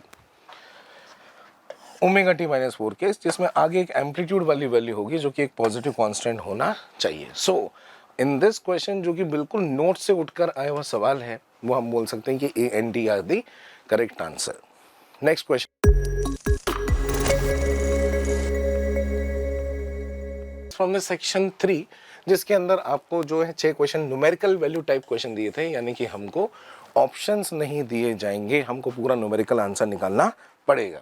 ठीक है, तो क्वेश्चन नंबर 8 किस तरीके से आया था? A person sitting inside an elevator performs a weighing experiment with an object जिसका मास एक्चुअल में 50 kg है। Suppose that the variation of the height y of the elevator, तो ये एलिवेटर में मौजूद है, ठीक है, और एक इंसान भी होगा, लेट सपोज यहाँ पर कोई आपका ब्लॉक भी होगा, वो कोई वेइंग मशीन पर रखा होगा, ठीक है। अगर ये एलिवेटर अप डाउन नहीं होती तो उसका मास उसका वेट के बराबर 50 kg के हिसाब से रीडिंग शो करता, right. From the ground elevator में अगर उसका अपन y जो डिस्प्लेसमेंट है वो देखते हैं, टाइम के साथ क्या हो रहा है, वो वेरी हो रहा है, ठीक। अब इसको ध्यान से देखेंगे तो y is equals to 8 plus 8 times of sine 2 pi upon capital T की वैल्यू 40 पाई है, पाई से पे कटेगा 1/20 हो जाएगा ना, तो ये t/20 ऐसा हम यहाँ पे बोल सकते हैं। और y की वैल्यू किसके अंदर हमको दे रखी है, y की वैल्यू मीटर में आई थिंक सो रिप्रेजेंटेड है, हाँ ये रहा, ठीक है, y in metre is given. Sir फिर क्या बोलना चाह रहे हैं, maximum variation of the objects weight, weight क्या होगा, हमको ये पता है न्यूटन्स लॉ ऑफ मोशन में कि अगर आपने एक्सेलरेशन ऊपर की तरफ रखा इसका, ठीक है, ऑसिलेशन कर रहा है तो एक्सेलरेशन दोनों तरफ हो सकता है, ऊपर की तरफ रखा तो यहाँ पर जो आपका वेट मेजर करने के लिए नॉर्मल होता है वो होता है कितना, mg प्लस ma, ठीक है सर, इसको n1 मान लेते हैं। अगर यही एलिवेटर के अंदर विंग मशीन के ऊपर रखा हुआ है, मान लेते हैं एक्सेलरेशन नीचे की तरफ होता है, तो यहाँ पर जो आपका नॉर्मल मिलता है वो कितना मिलता है सर, वो mg माइनस ma मिलता है, ठीक है भाई साहब। अब ये वाला जो a है, ये a क्योंकि SHM कर रहा है, कि आपको ये दिख गया कि SHM कर रहे हैं, y is equals to y not plus a sine omega t something, ऐसा हमको दे रखा है, जिसके अंदर वाई नॉट तो केवल आपको पोजीशन बताता है कि कौन सी पोजीशन में मीन पोजीशन थी। छोड़ो, क्या एम्पलीट्यूड की वैल्यू हमको पता है, क्या हमको ओमेगा की वैल्यू पता है, यस, एम्पलीट्यूड की वैल्यू हमको पता है 8 के बराबर, ओमेगा की वैल्यू पता है हमको 1/20 के बराबर। अब क्योंकि इन्होंने बोला है कि मैक्सिमम वेरिएशन बताओ, तो हमको n1 और n2 के पॉइंट ऑफ व्यू से इसकी मैक्सिमम वैल्यू निकालनी चाहिए, इसकी मिनिमम वैल्यू निकालनी चाहिए, और इन दोनों को सब्ट्रैक्ट कर लेना चाहिए। वो मैक्सिमम कब होगा, ये मिनिमम कब होगा, जब यहाँ पर एक्सेलरेशन को भी हम क्या रख दें, मैक्सिमम, ठीक है भाई। तो एक्सेलरेशन की मैक्सिमम वैल्यू SHM में कितनी आती है सर, ओमेगा स्क्वायर a के बराबर। तो ये बहुत ही एक ईजी सा फंडामेंटल क्वेश्चन है, जिसमें NLM और SHM को साथ में ऐड करते हुए जैसे इन दोनों को सब्ट्रैक्ट करेंगे, n1 की वैल्यू कितनी sir, mg plus omega square a जैसा मैक्सिमम में है ना, n2 की वैल्यू mg माइनस ma, इतना वेरी हो सकता है। फिर से ma की जगह पर हम क्या लिख सकते हैं, ओमेगा स्क्वायर a। बताइए इनमें कितना वेरिएशन हुआ, बताइए इसकी रेंज क्या हुई, ठीक है, क्या वेरिएशन इसमें हो सकता है, तो वो कितना है 2 ओमेगा स्क्वायर a के बराबर। तो ये हो जाएगा 2, ये हो जाएगा आपका 1/20 का होल स्क्वायर, और आपका एम्पलीट्यूड, ठीक है। तो एम्पलीट्यूड की वैल्यू कितनी दे रखी थी हमको, 8 के बराबर। इस तरीके से हमारे यहाँ पर कोई आंसर हो सकता है। किस फॉर्मेट में दिया हुआ है ये देख लेते हैं। The maximum variation of the objects, weight है, वेट है तो फिर हम उसका जो भी एक्सेलरेशन को हमने माइनस किया था, तो ऑब्वियसली उसको हमको मास से भी मल्टीप्लाई करना पड़ेगा, है ना, m ओमेगा स्क्वायर a और m ओमेगा स्क्वायर a, तो यहाँ पर ये m से मल्टीप्लाइड है, और m की वैल्यू भी हमको दे रखी है, m की वैल्यू कितनी दे रखी है सर, m की वैल्यू 50 दे रखी है, चलो डाल देते हैं, ठीक। तो ये हो जाएगा आपका 2 × 1/400, इधर की तरफ 8 है, इधर की तरफ हम बोल सकते हैं कितना है सर, 50 है, डन। और एक 0 से 0 कैंसिल कर सकते हैं, इधर भी देख सकते हैं सर, ये 2 से चला जाएगा, फिर ये चला जाएगा, तो ये हो जाएगा 4, राइट। और नीचे की तरफ है 100 और यहाँ पर है 50, ये 0 से 0 कैंसिल, और ये हो जाएगा आपका आंसर 2। सो न्यूमेरिकल आंसर 2 यहाँ पर एग्जैक्टली देखने को मिल जाता है। इजी क्वेश्चन था, आगे बढ़ते हैं। A cube of unit volume contains 35 × 10⁷ photons, ठीक है, कोई वॉल्यूम दे रखा है, उसके अंदर नंबर ऑफ फोटॉन्स की वैल्यू हमको दे रखी है, जिसके हर एक की फ्रीक्वेंसी की वैल्यू 10⁻15 हमको दे रखी है। The energy of all the photons is viewed as the average energy being contained in the electromagnetic wave। ये एक्चुअली आपको थोड़ा सा फिजिकली महसूस कराना चाह रहे हैं कि जो हमको वॉल्यूम दे रखा है, जैसे भी किसी भी स्पेस में हम वॉल्यूम ले रहे हैं, उसमें जो टोटल नंबर ऑफ फोटॉन्स हैं, क्या वही आप उस इलेक्ट्रोमैग्नेटिक वेव की एनर्जी मान सकते हैं। अगर ये हम मान लेते हैं तो क्या होता है, ऐसे ही हमसे कहना चाह रहे हैं, ठीक। With in the same volume, okay. Then the amplitude of the magnetic field is, तो ये आपकी एवरेज एनर्जी जो इलेक्ट्रोमैग्नेटिक वेव की होती है ये हमको पता होती है, ठीक है। तो आपके पास एवरेज एनर्जी, टोटल एनर्जी है ये, ठीक, एवरेज टोटल एनर्जी। वो अगर हम मैग्नेटिक फील्ड के पॉइंट ऑफ व्यू से बात करें तो उसकी वैल्यू आपकी कितनी होती है, B not square upon 2 mu not के बराबर, ठीक है। टोटल है ये आपकी क्या है कि जो मैग्नेटिक फील्ड की एवरेज प्लस इलेक्ट्रिक फील्ड की जो एवरेज टोटल होती है ये हमको इस फॉर्मेट में बिल्कुल मिल जाती है। और फिर हमको बी नॉट की वैल्यू पूछी जा रही है, तो बड़ी आसानी से हम क्या करेंगे, एकदम फॉर्मूला बेस्ड क्वेश्चन, एकदम जी मेंस लेवल का ये प्रॉब्लम बन चुका है कि ये जो एनर्जी है इन फोटॉन्स की इस वॉल्यूम में एनर्जी के बराबर कर देंगे, ठीक है। तो हमको पता है कि नंबर ऑफ फोटॉन्स कितने हैं सर, एन। हर एक फोटॉन की एनर्जी कितनी होगी, लेट्स सपोज एच न्यू, है ना। तो एन की वैल्यू दे रखी है 35 इंटू 10⁻⁷ इंटू एच की वैल्यू कितनी है 6 इंटू 10⁻⁻34।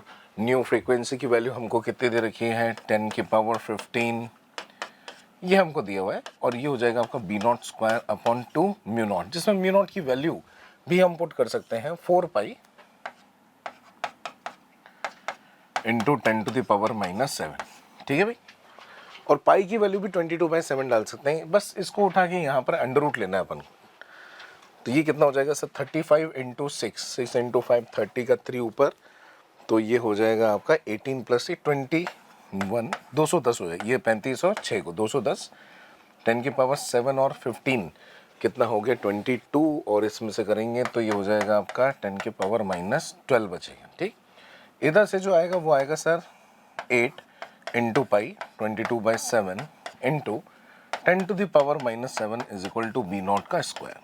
ओके साहब, इसको कंबाइन कर सकते हैं, इसमें से एक जीरो भी हटा सकते हैं, तो ये कितना बन जाएगा सर, ये 21 है, 7 से काट भी सकते हैं तो ये 3 बना देंगे। एक जीरो यहाँ से गैप करके उसके साथ क्लब कर लेते हैं तो ये 10⁻⁻18 सा हो जाएगा, और यहाँ पर बचेगा अपने पास 8 इंटू 22, ठीक है, is equals to B not square. ठीक है साहब, अब क्या करें सर, इसका अंडर रूट लेना पड़ेगा। 10⁻⁻9 के अंदर हम आंसर दे रहे होंगे, देखिए आप यहाँ पर, है ना, इधर की तरफ अपन ने जो क्वेश्चन का डेटा है वो देख सकते हैं 10⁻⁻9 के हिसाब से दे रखा है। तो इसको अगर हम कैलकुलेट करते हैं 8 इंटू 3 24 इंटू 22, पूरा नहीं बन पाए वो, 24 इंटू 24 अगर हो जाता तब तो परफेक्ट स्क्वायर बन जाता। 10⁻⁻9 ले लेते हैं और इसका अंडर रूट लेते हैं, ये हमारे बी नॉट की value, this is the value of B not, जिसमें से हम कुछ ज़्यादा खास बाहर निकाल नहीं पा रहे हैं। तो इसकी जो वैल्यू है ना उसके अंदर फिर आईआईटी को एक रेंज देनी पड़ सकती है।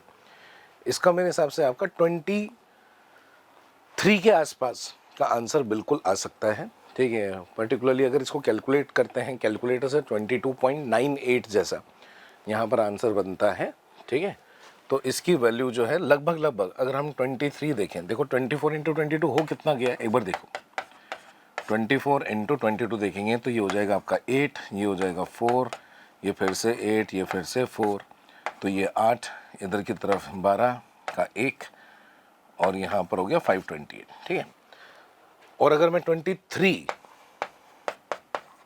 का स्क्वायर करता हूँ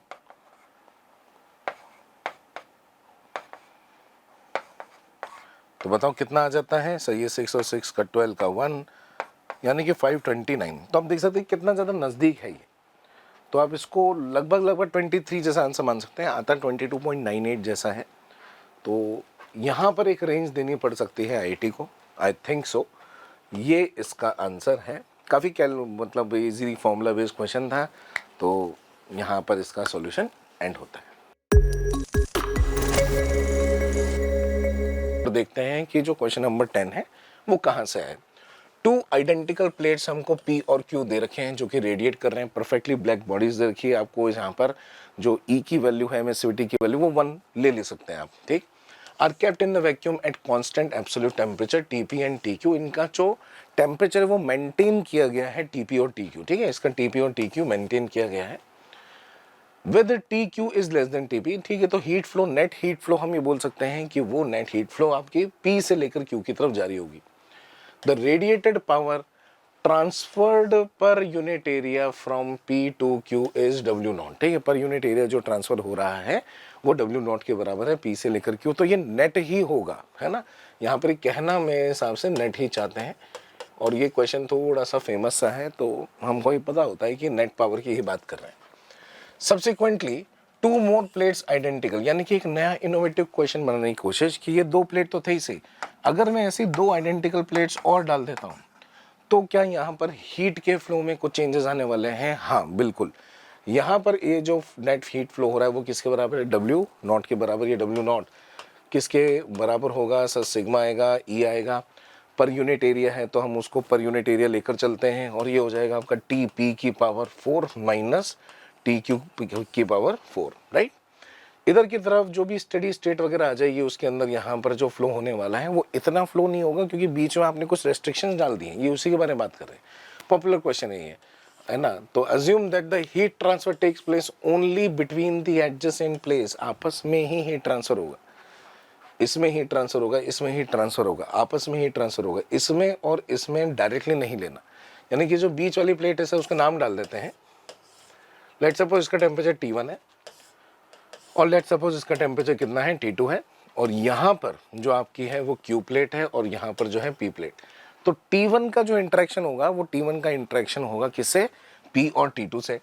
T2 का जो इंटरेक्शन होगा वो T1 और Q से। T2 का इंटरेक्शन आप P से नहीं लेंगे, ऐसा इनका कहना है, ठीक। यहाँ से जो हीट फ्लो है उसको WS बोला गया है, तो ये नेट हीट फ्लो ही है। और ये नेट हीट फ्लो क्या होगा सर? यहाँ पर हम WS को लिख सकते हैं कि सिग्मा E की वैल्यू तो बनी डालनी है, ए भी रहने दो, TP की पावर 4 माइनस T1 की पावर 4, ठीक है भाई साहब, ओके। जो स्टेडी स्टेट आ चुकी होगी तो इसके अंदर भी हमारा WS होना चाहिए, इसके अंदर भी WS होना चाहिए, और फाइनली हमसे पूछ लिया है कि W नेट और WS का जो है वो रेशो आप यहाँ पर हमको बता दीजिए। तो बहुत ईजी सा क्वेश्चन है, देखना कैसे होगा। यहाँ पर जो नेट हीट होगा उसको क्या लिख सकते हैं सर? उसको भी WS is equal to sigma T1 की पावर 4 माइनस T0 की पावर 4, ऐसा लिख सकते हैं। T1 हायर टेम्परेचर पे क्यों है? क्योंकि वो P के नज़दीक है, और ये कॉमन सेंस भी लगा सकते हो।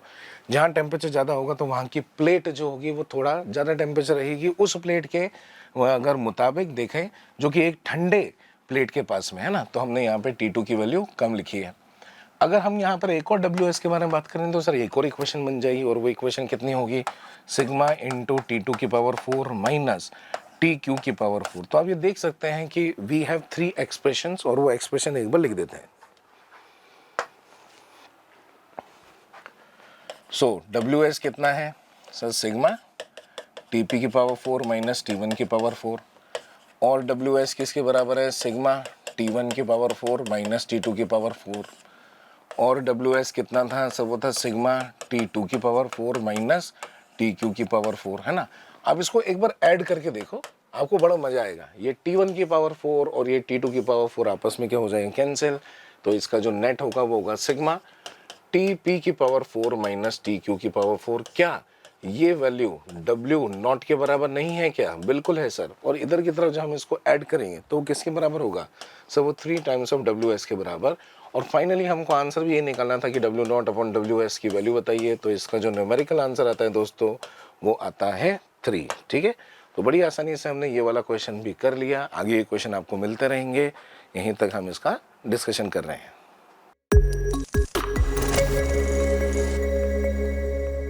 ऑलराइट, तो moving to the next question. आप क्वेश्चन पढ़ लो, मैं पढ़ने वाला नहीं हूँ ताकि टाइम सेव हो जाए, है ना। तो सीधा सोल्यूशन पे आते हैं। इसमें हो रहा है कि लाइट, 2 बातें ध्यान रखिएगा कि it is reflected from point O, यहाँ से रिफ्लेक्शन होगा, and is fully polarise. It is fully polarise, है ना। फुल्ली पोलराइज की कंडीशन यहाँ पे यूज़ करनी है। तो बताना है कि इस एंगल का साइन थीटा क्या होगा, इस एंगल का साइन थीटा क्या होगा, ठीक है। तो आप देख पा रहे हो यहाँ से सोर्स है, यहाँ से लाइट जाएगी, लाइट जाकर के यहाँ पहुँचेगी, पहुँचने के बाद रिफ्रैक्ट होगा क्योंकि मीडियम चेंज हो रहा है, रिफ्रैक्ट होकर यहाँ आने, और यहाँ पर आने के बाद लाइट फुल्ली पोलराइज हो जाना चाहिए, ठीक है। तो अगर मैं देखूँ तो यहाँ से लाइट ऐसे जा रही है, ठीक है। फिर यहाँ से जाने के बाद मैं जहाँ तक देख पा रहा हूँ ये लाइट इधर आनी चाहिए, ठीक है। और यहाँ से आने के बाद ये रिफ्रैक्ट करनी चाहिए, और रिफ्रैक्ट करने के बाद इस पॉइंट पर आने के बाद यहाँ पे पोलराइज हो जाना चाहिए, ठीक है ना, इस पॉइंट पर पोलराइज हो जाना चाहिए, ये देखो ऐसा होना चाहिए, ठीक है। तो आपको बताना है कि इसका साइन थीटा क्या होगा। ओके, तो मैं यहाँ से ना बैक ट्रेस करता हुआ चलूँगा ताकि मैं एंगल निकाल सकूँ, ठीक है। तो सबसे पहली कंडीशन यहाँ पे पोलराइजेशन की कंडीशन क्या होगी, पोलराइजेशन की कंडीशन क्या होगी। तो अगर आपको याद हो ब्रूस्टर्स लॉ, है ना, by Brewster's law, by Brewster's law at O पर, यहाँ पे फॉर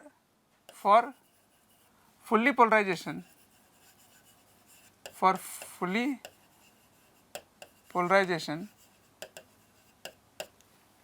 इस जगह का जो एंगल ऑफ इंसिडेंस होगा, इस जगह का जो भी एंगल ऑफ इंसिडेंस होगा उसका tan IP polarise angle is equal to mu होता है, ठीक है ना।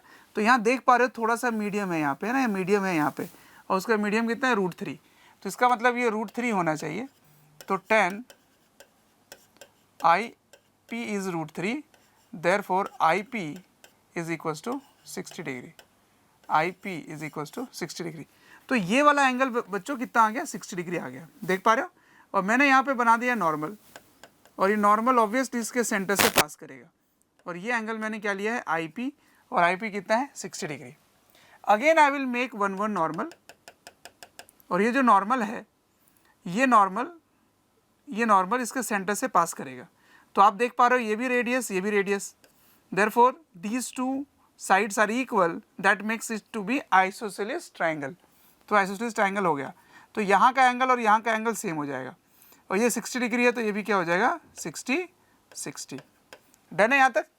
अब क्योंकि मैंने यहाँ नॉर्मल बना दिया है तो ये एंगल हो गया यहाँ पे एंगल ऑफ इंसिडेंस, ठीक है, और ये एंगल है एंगल ऑफ रिफ्रैक्शन, इसको मैं ले लूँगा एंगल ऑफ रिफ्रैक्शन, ठीक है। तो अब यहाँ पे लगाएंगे Snell's law at point A, ठीक है। तो बाय स्नेल्स लॉ यहाँ पे लिख देते हैं, by Snell's law at A, by Snell's law at A क्या लिखेंगे, √3 into sine I is equals to, यहाँ का मीडियम है 1 इंटू साइन r, और r कितना है sine 60। Therefore you can say that sine i is equals to, sine 60 हो गया √3/2 डिवाइडेड बाई 1/√3, ये दोनों कट गए तो ये आ गया हाफ, तो angle I is equals to 30 degree, I is equals to 30 degree. तो ये एंगल आ गया 30 डिग्री, ठीक है ना। अब ये 30 है, ये 60 है, ठीक है, यहाँ तक आ रहा है समझ, ये 30 है, ये 60 है। तो अब मैं थोड़ा सा इसको और आगे लेकर के चलता हूँ, ठीक है, इसको थोड़ा सा और नेक्स्ट स्लाइड में लेके चलता हूँ, और इस डायग्राम को वापस से ड्रॉ करते हैं, ठीक है।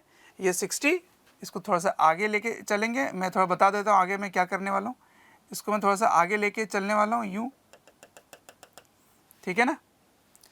ये वाला पॉइंट कितना हो जाएगा, ये 60, ये 60, तो ये बन गया 120 एक्सटीरियर एंगल, ठीक है ना, एक्सटीरियर एंगल बन गया। तो ये पॉइंट जो है, ये पॉइंट, एक मिनट मैं फिर से ड्रॉ कर देता हूँ।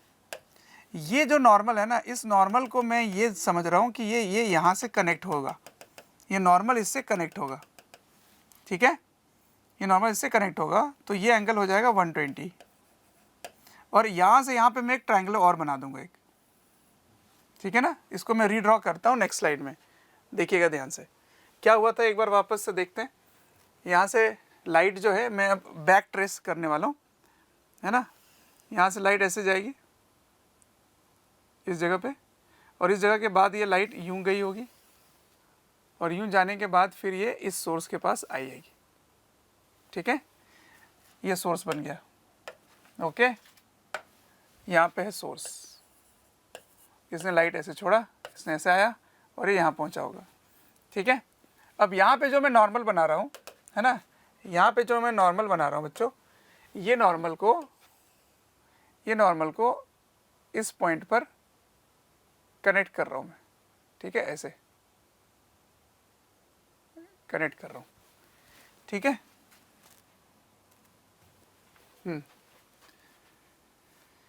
और यहाँ पे एक सेंटर है, इस सेंटर से मैंने इसको कनेक्ट किया, ये है 60 डिग्री, इसको इससे कनेक्ट किया, ये हो गया 60 डिग्री, और ये वाला पॉइंट और ये वाले पॉइंट को मैं एक ही पॉइंट बनाने वाला हूँ, ठीक है। थोड़ा सा इसको थोड़ा सा पॉइंट को कनेक्ट करके यहाँ पहुँचा देता हूँ मैं, ठीक है। ये पॉइंट मैं अज्यूम कर रहा हूँ, इसको मैं हटा देता हूँ फिलहाल के लिए, है ना, ऐसे। अब ध्यान दीजिएगा क्या कर रहा हूँ मैं इसमें। ये एंगल कितना लिया था 60, ये कितना लिया था 60, ये कितना आया था 120, ठीक है।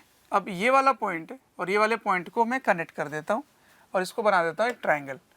यहाँ पे बना दिया मैंने ट्रायंगल, ठीक है।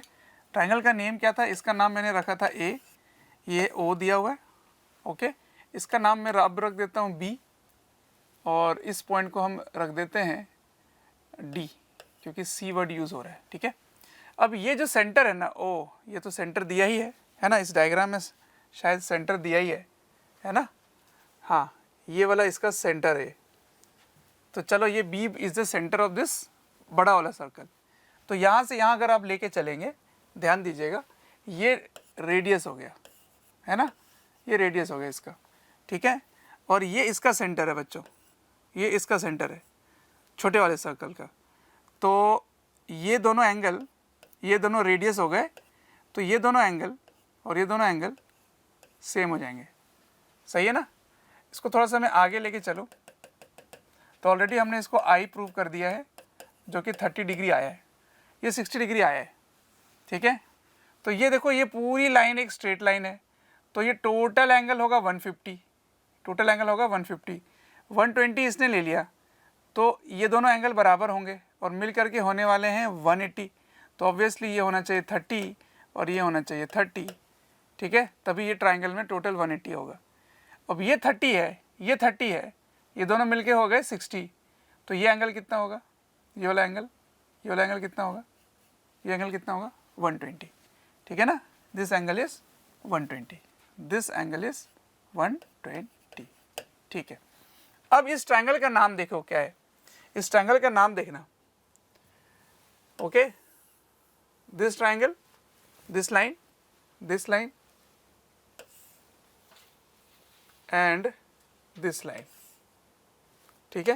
ये बी है यहाँ पर, और यहाँ पर डी है, और यहाँ पर ए है, ठीक है। हाँ जल्दी देखिएगा, ये साइड मैंने कितना ले रखा है आर, ये वाली साइड देखना देखना देखना देखना देखना देखना, ये बी से नहीं, बी से, हाँ ये वाला पॉइंट पे मैं आता हूँ, ये वाली लेंथ को देखना। तो मैंने क्या किया, यहाँ से गिरा दिया 90, यहाँ से ड्रॉप कर दिया 90, तो वैसे ये हो गया बाइसेक्ट, है ना, ये दोनों बाइसेक्ट हो गए। अब इस ट्रायंगल में भी काम करना पड़ेगा, इन ट्रायंगल ये वाला, इन ट्रायंगल C2BA, ठीक है। ज़रा ध्यान दीजिए, ये है 120 डिग्री, ठीक है, यहाँ से मैंने ड्रॉप कर दिया, ये है R/2, ये है R/2, ठीक है। और ये एंगल कितना है 30 डिग्री। ये अगर बाइसेक्ट करेगा तो ये 60 हो जाएगा बच्चों, तो ये 90 है, ठीक है। तो ये हाइपोटेन्यूस हो गया, तो ये वाला साइड कितना हो गया, ये हो गया R/2 इंटू साइन 60, ये भी वही होगा R/2 इंटू साइन 60। तो जल्दी से बताओ B से A का लेंथ कितना है, B से A का लेंथ कितना है, ये है 2 टाइम्स ऑफ R/2 साइन 60, ठीक है।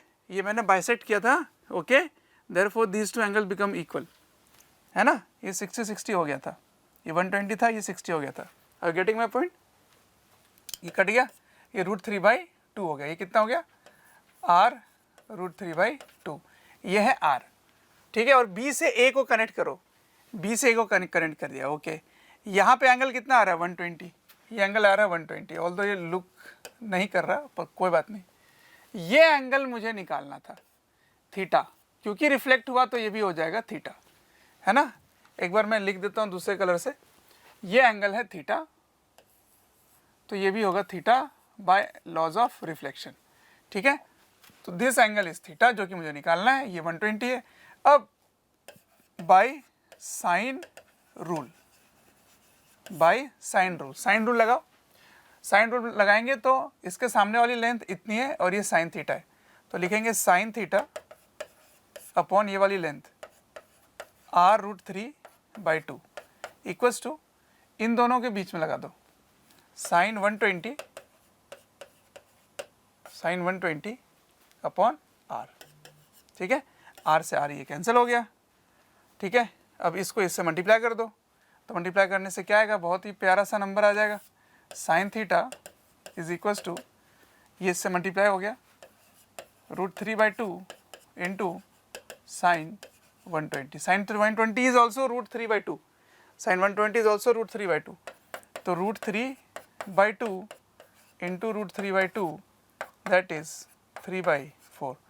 तो हमारे ख्याल से इसका आंसर 3/4 आना चाहिए। ठीक है, सो लेट्स होप क्या देते हैं जेईई एडवांस वाले। ओके,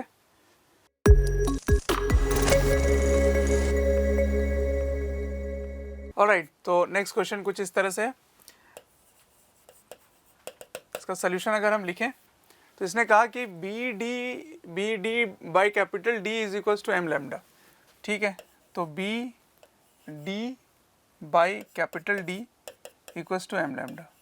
ठीक है, फिर इसने क्या कहा कि m को 3 लेना है, विड्थ 5 mm लेना है, d 1 लेना है, और आपको एब्सोल्यूट एरर इन b करना है कैलकुलेट। ठीक है ना, इन्होंने लैम्डा फाइंड कर रखा है और ये कर रखा है, तो यहाँ से b इक्वल्स टू क्या लिखोगे, b equals to m lambda d by d लिखोगे। ठीक है, तो पहले तो वैल्यू पुट कर लेते हैं और निकाल लेते हैं इसकी एब्सोल्यूट वैल्यू, फिर एरर की तरफ बढ़ेंगे। तो ये m इक्वल्स टू 3 है, तो यहाँ पे 3, और lambda is equals to 600 nanometre है, तो 600 नैनोमीटर यानी 10⁻⁹ है ना, और कैपिटल D 1 मीटर है, 1 metre divide by small d is 5 millimetre, तो मिलीमीटर हो गया 10⁻³ metre.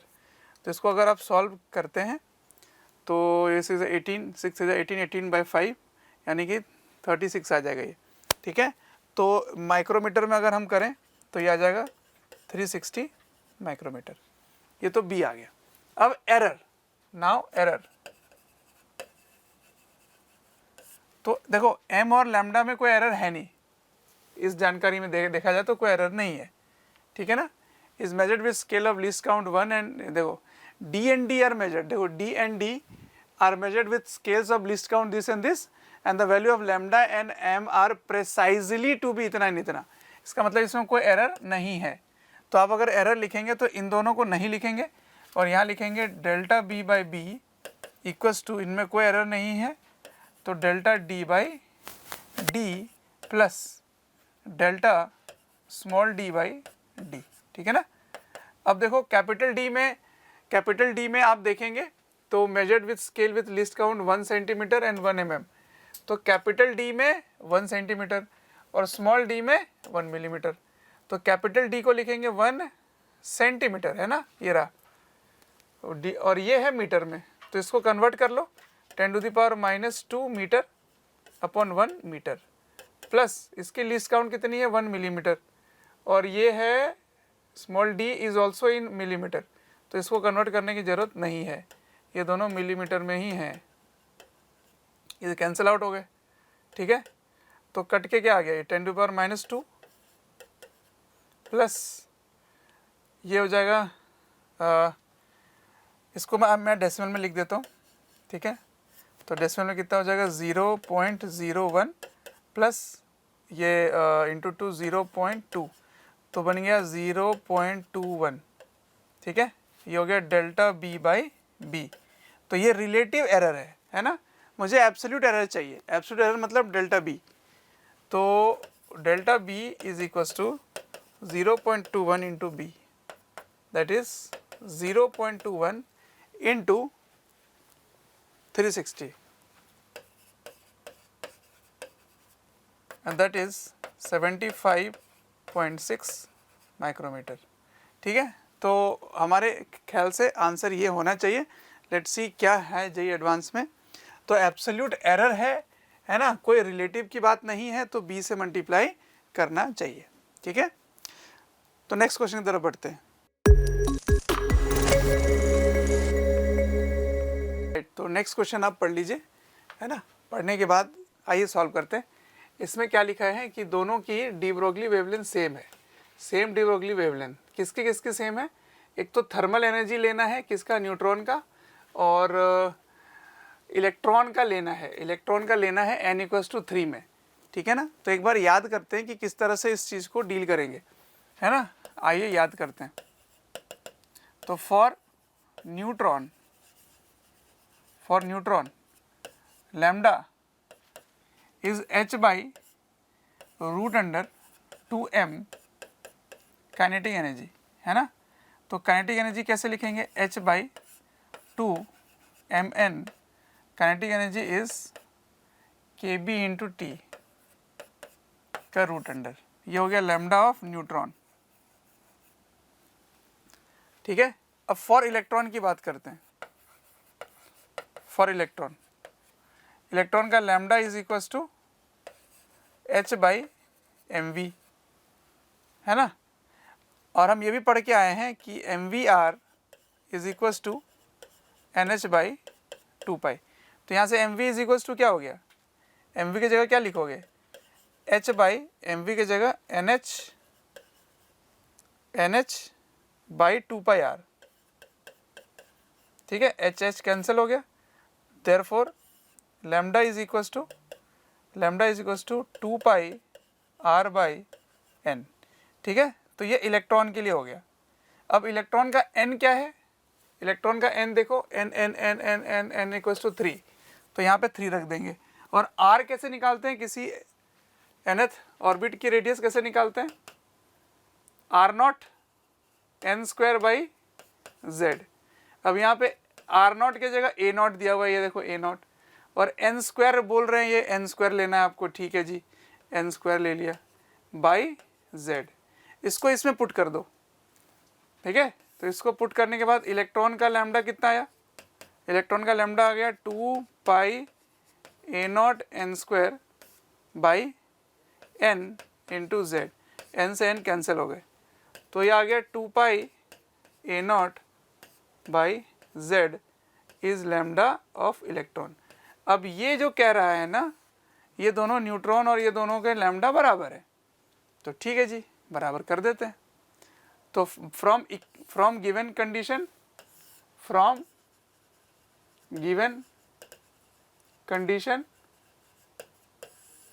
Condition lambda of neutron is equals to lambda of electron. तो ये रखो न्यूट्रॉन का lambda h/2m neutron into kb/t का √अंडर इक्वल्स टू, यहाँ से रखोगे तो 2π, एक n रह गया यहाँ पर, n रहेगा ना, 2πa0 इंटू n, है ना। अब n के जगह वैल्यू पुट करने का समय आ गया, n को रख देंगे 3 बाई z, और z की वैल्यू गिवन है क्या? z को z के टर्म में लिखना है, ठीक है। अब कर दो दोनों साइड स्क्वायर, तो स्क्वायर करने के बाद ये h² हो जाएगा, ये 2 हो गया, ये mn हो गया, ये kb रह गया, ये t है, और ये हो जाएगा 4π² a0² इंटू 9/z। तो यहाँ से t को उधर ले जाओ और इनको इधर ले आओ, तो इधर लाने पे क्या आएगा? देखो इस टर्म में लिखे, ऐसे लिख रहे हैं, तो लिखेंगे z² इंटू, अच्छा z² भी हो जाएगा ना, z² इंटू h², इधर आ गए, और नीचे में क्या लाना है? इनके नंबर्स को। तो नंबर लाओगे तो 9 इंटू 4 इंटू 2 इंटू 4 इंटू 9, ठीक है, इंटू π², हाँ भाई π², ठीक है। फिर आएगा a0 का स्क्वायर, हाँ a0 का स्क्वायर, बिल्कुल। फिर आएगा mn, हाँ mn, ठीक है। फिर आएगा kb, हाँ kb, ठीक है, इक्वल्स टू t। तो दिस इज योर अल्फा, तो अल्फा इज इक्वल्स टू 72, ठीक है ना। डन है ये। तो this was also good problem but easy section, okay, note करो।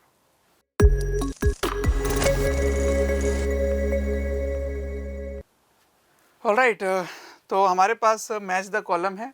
Okay, match the column. तो मैच द कॉलम में क्या लिखा हुआ है, यहाँ पर डाइपोल्स के बारे में जानकारी दी गई है. तो एक सेकेंड याद कर लेते हैं, डाइपोल का इलेक्ट्रिक फील्ड कैसे लिखते हैं. तो ये P है, ठीक है ना. P से R डिस्टेंस पर इलेक्ट्रिक फील्ड इसी डायरेक्शन में होता है, ठीक है. इसको कहते हैं एक्सियल पॉइंट. और ये कितना होता है, ये होता है 2kp/r³, ठीक है, एक्सियल. और इक्वेटोरियल बेटा ये वाला पॉइंट होता है, और ये डाइपोल मोमेंट के ऑपोजिट होता है. ये डाइपोल मोमेंट है इधर की ओर, तो इसके ऑपोजिट होगा यहाँ पे इलेक्ट्रिक फील्ड.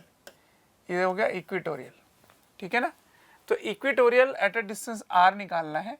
तो इक्वेटोरियल पे कितना होगा, इक्वेटोरियल पे होगा kp/r², है ना. और ये वेक्टर वाइज अगर बात करें तो ये माइनस आएगा, डाइपोल मोमेंट के ऑपोजिट होगा, ठीक है. चलो इसको यूज़ करते हैं. चलो, तो यहाँ पे इधर है, तो इसके वजह से, इस 1 के वजह से इधर की ओर होगी इलेक्ट्रिक फील्ड, 1 के वजह से.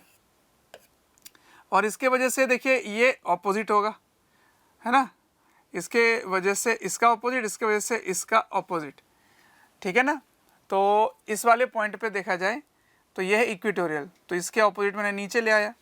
अब इसकी बात अगर मैं करूं तो ये ऊपर की ओर है, तो इसका ऑपोजिट हम लाएंगे नीचे की ओर, ठीक है ना.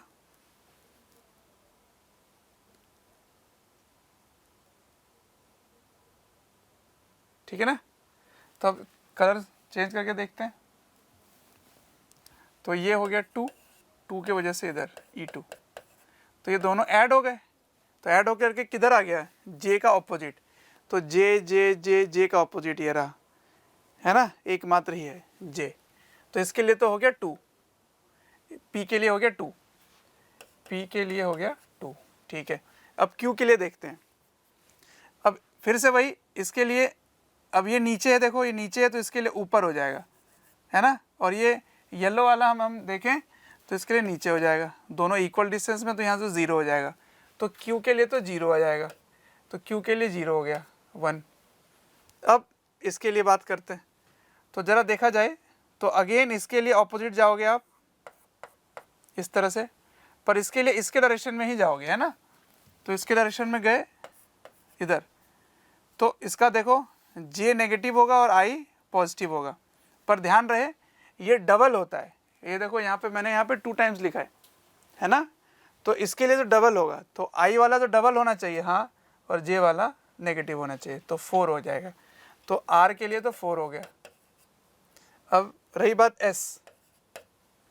S के लिए, तो दोनों इसी डायरेक्शन में है, तो इसके वजह से इधर और इसके वजह से भी इधर, है ना. तो दोनों I के तरफ, I ये रहा I, दोनों होंगे I के तरफ, तो 5 हो गया ये, ठीक है ना.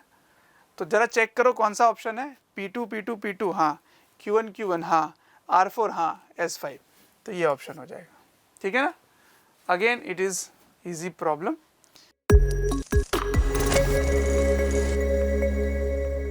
ऑलराइट, तो नेक्स्ट क्वेश्चन इस तरह से है, आप देख लीजिए. AC के फेज़र पे क्वेश्चन है, बहुत ही सिंपल मैच द कॉलम है. एक बार नोट कर लो क्वेश्चन क्या है. यहाँ पे लिख रहे हैं कि ये Z को हम कॉलम 1 में रखेंगे और इसका आपको ग्राफ बनाना है ना, ग्राफ बनाना है. तो ये रहा हमारे पास ऑप्शन, ये Z है और ये ग्राफ है. तो सबसे पहले तो ये अकेला है, ये रेजिस्टेंस है. तो एक बार याद कर लेते हैं, ज़रा इसके सोल्यूशन को याद कर लेते हैं. I इक्वस टू V/Z होगा, ठीक है.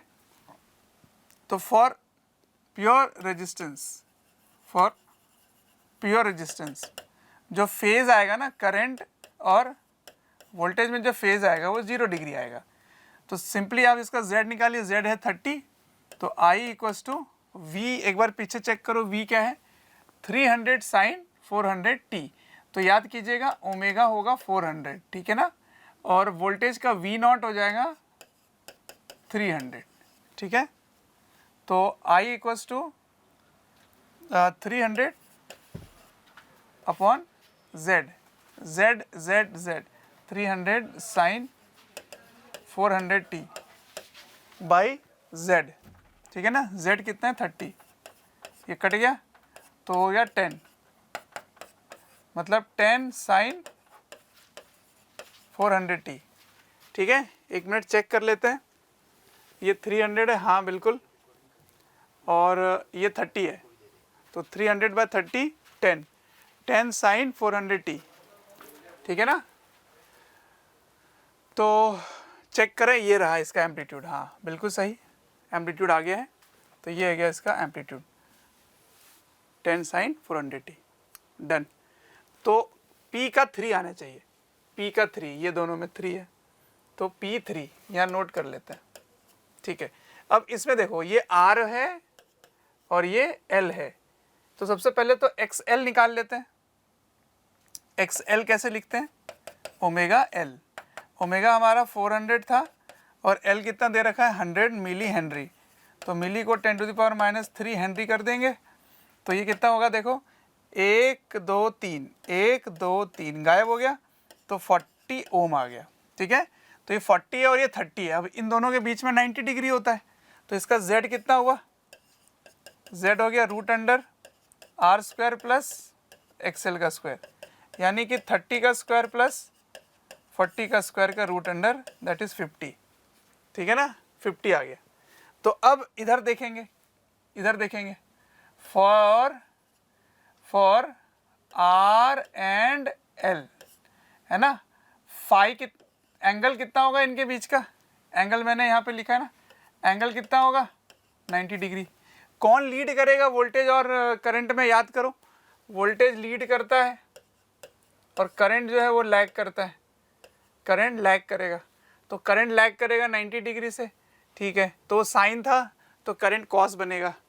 ठीक है ना, लैग यानी कि पीछे वाला पोर्शन में, और इसकी एम्पलीट्यूड कितनी आएगी, I0 = V0/Z। ठीक है ना, तो V0 कितना है पीछे 300, और Z इसका कितना आया, Z कितना आया 50। ठीक है, तो 5 6 आ गया। तो 6 वाली वैल्यू देखो कहाँ है, 6 वाली वैल्यू ये मैक्सिमम 5 पे जा रहा है, ये 5 से थोड़ा उठा है लेकिन ये लीड कर रहा है करंट, और 6 वाली वैल्यू नेगेटिव में यहाँ जा रहा है, देखो इसमें जा रहा है। ठीक है ना, इसमें जा रहा है, तो ये वाला पार्ट हो सकता है ना, ये पीछे की ओर जा रहा है, ये लैग कर रहा है, देखो करंट लैग कर रहा है, तो 5 होना चाहिए फॉर Q, तो Q का 5 हो गया। ठीक है, Q का 5 हो गया, तो P3 और Q5 पहला ऑप्शन है। R2 R में 2 आना चाहिए, चलिए चेक करते हैं, इसमें तो तीनों ही आ गए, इसमें आ गया XC आ गया। ठीक है ना, यहाँ पे C है, ये R है, ये L है, तो पहले XC निकालते हैं, तो XC कितना है, चलो चेक करो, XC = 1/ωc, 1/ω, ओमेगा कितना है, ओमेगा इज़ 400, और C कितना है, C इज़ 50 माइक्रो, तो 50 × 10⁻⁻6, तो 1 2 3 है ना, ये माइनस ऊपर चला गया तो हो गया 100, है ना, -6,1000 हो गया ये, और 4 × 5 आ गया, दिस इज़ 20, तो 20 को कट करो तो ये कितना आ गया 50 ओम, वेरी गुड।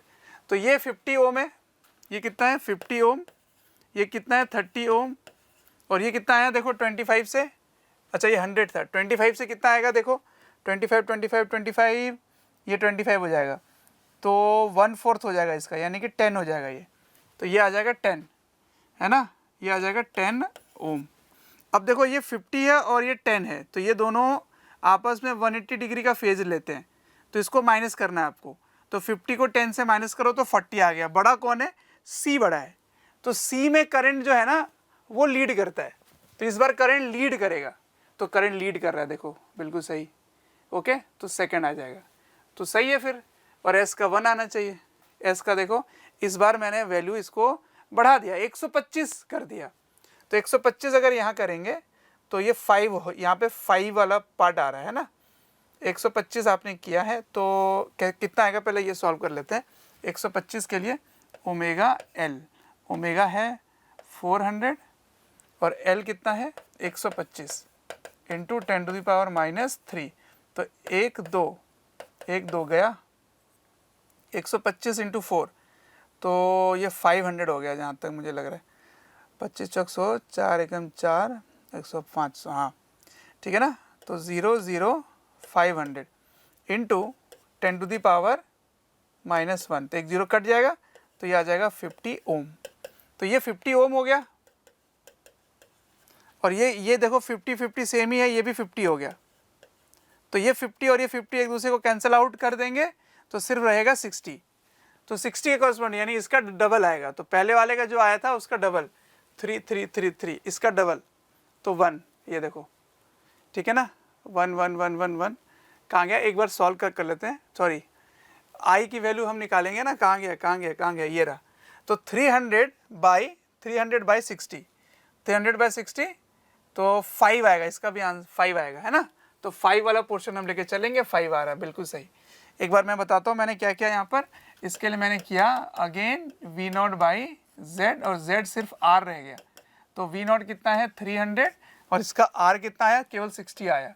तो 60 से कट कर लो, ये आ गया 5 एम्पियर है ना। तो 5 एम्पियर मैक्सिमम तक जाएगा, हाँ बिल्कुल जा रहा है। तो 1 आएगा, ठीक है। P Q R, R हमने सॉल्व कर लिया था ना। R का क्या आया था बेटा, R का आया था, R का 2 आया था, सही है। और S का आ गया 1, ठीक है। तो पहला ऑप्शन होना चाहिए, ठीक है।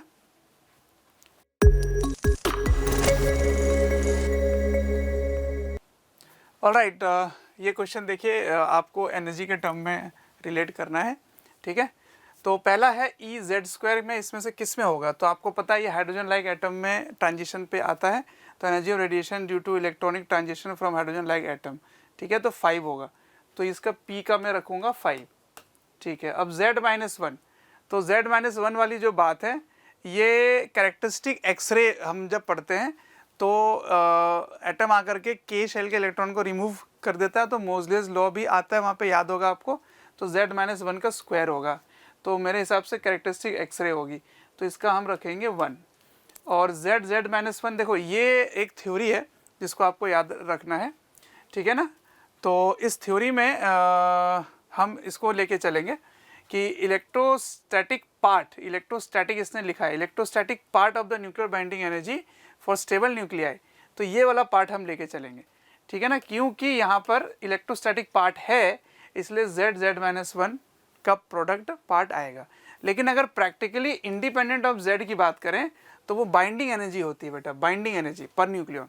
Binding energy per nucleon is independent of Z, उस पर डिपेंड नहीं करता, वो न्यूक्लियस पे डिपेंड करता है ना। तो S का होना चाहिए 4 होना चाहिए। तो मेरे ख्याल से C ऑप्शन होना चाहिए। तो ये थ्योरेटिकल है, आप देखिए क्या आंसर आता है JEE एडवांस में, पर हमारे हिसाब से ये आना चाहिए। Let's see what is the answer, ठीक है। तो बच्चों, उम्मीद है ये पेपर 1 हमने कंप्लीट कर दिया है, आपको सोल्यूशन समझ में आया होगा और काफ़ी हेल्पफुल होगा। तो see you in the next video, जिसमें हम कुछ और इन्फॉर्मेटिव पार्ट लाएंगे। Till then, bye bye.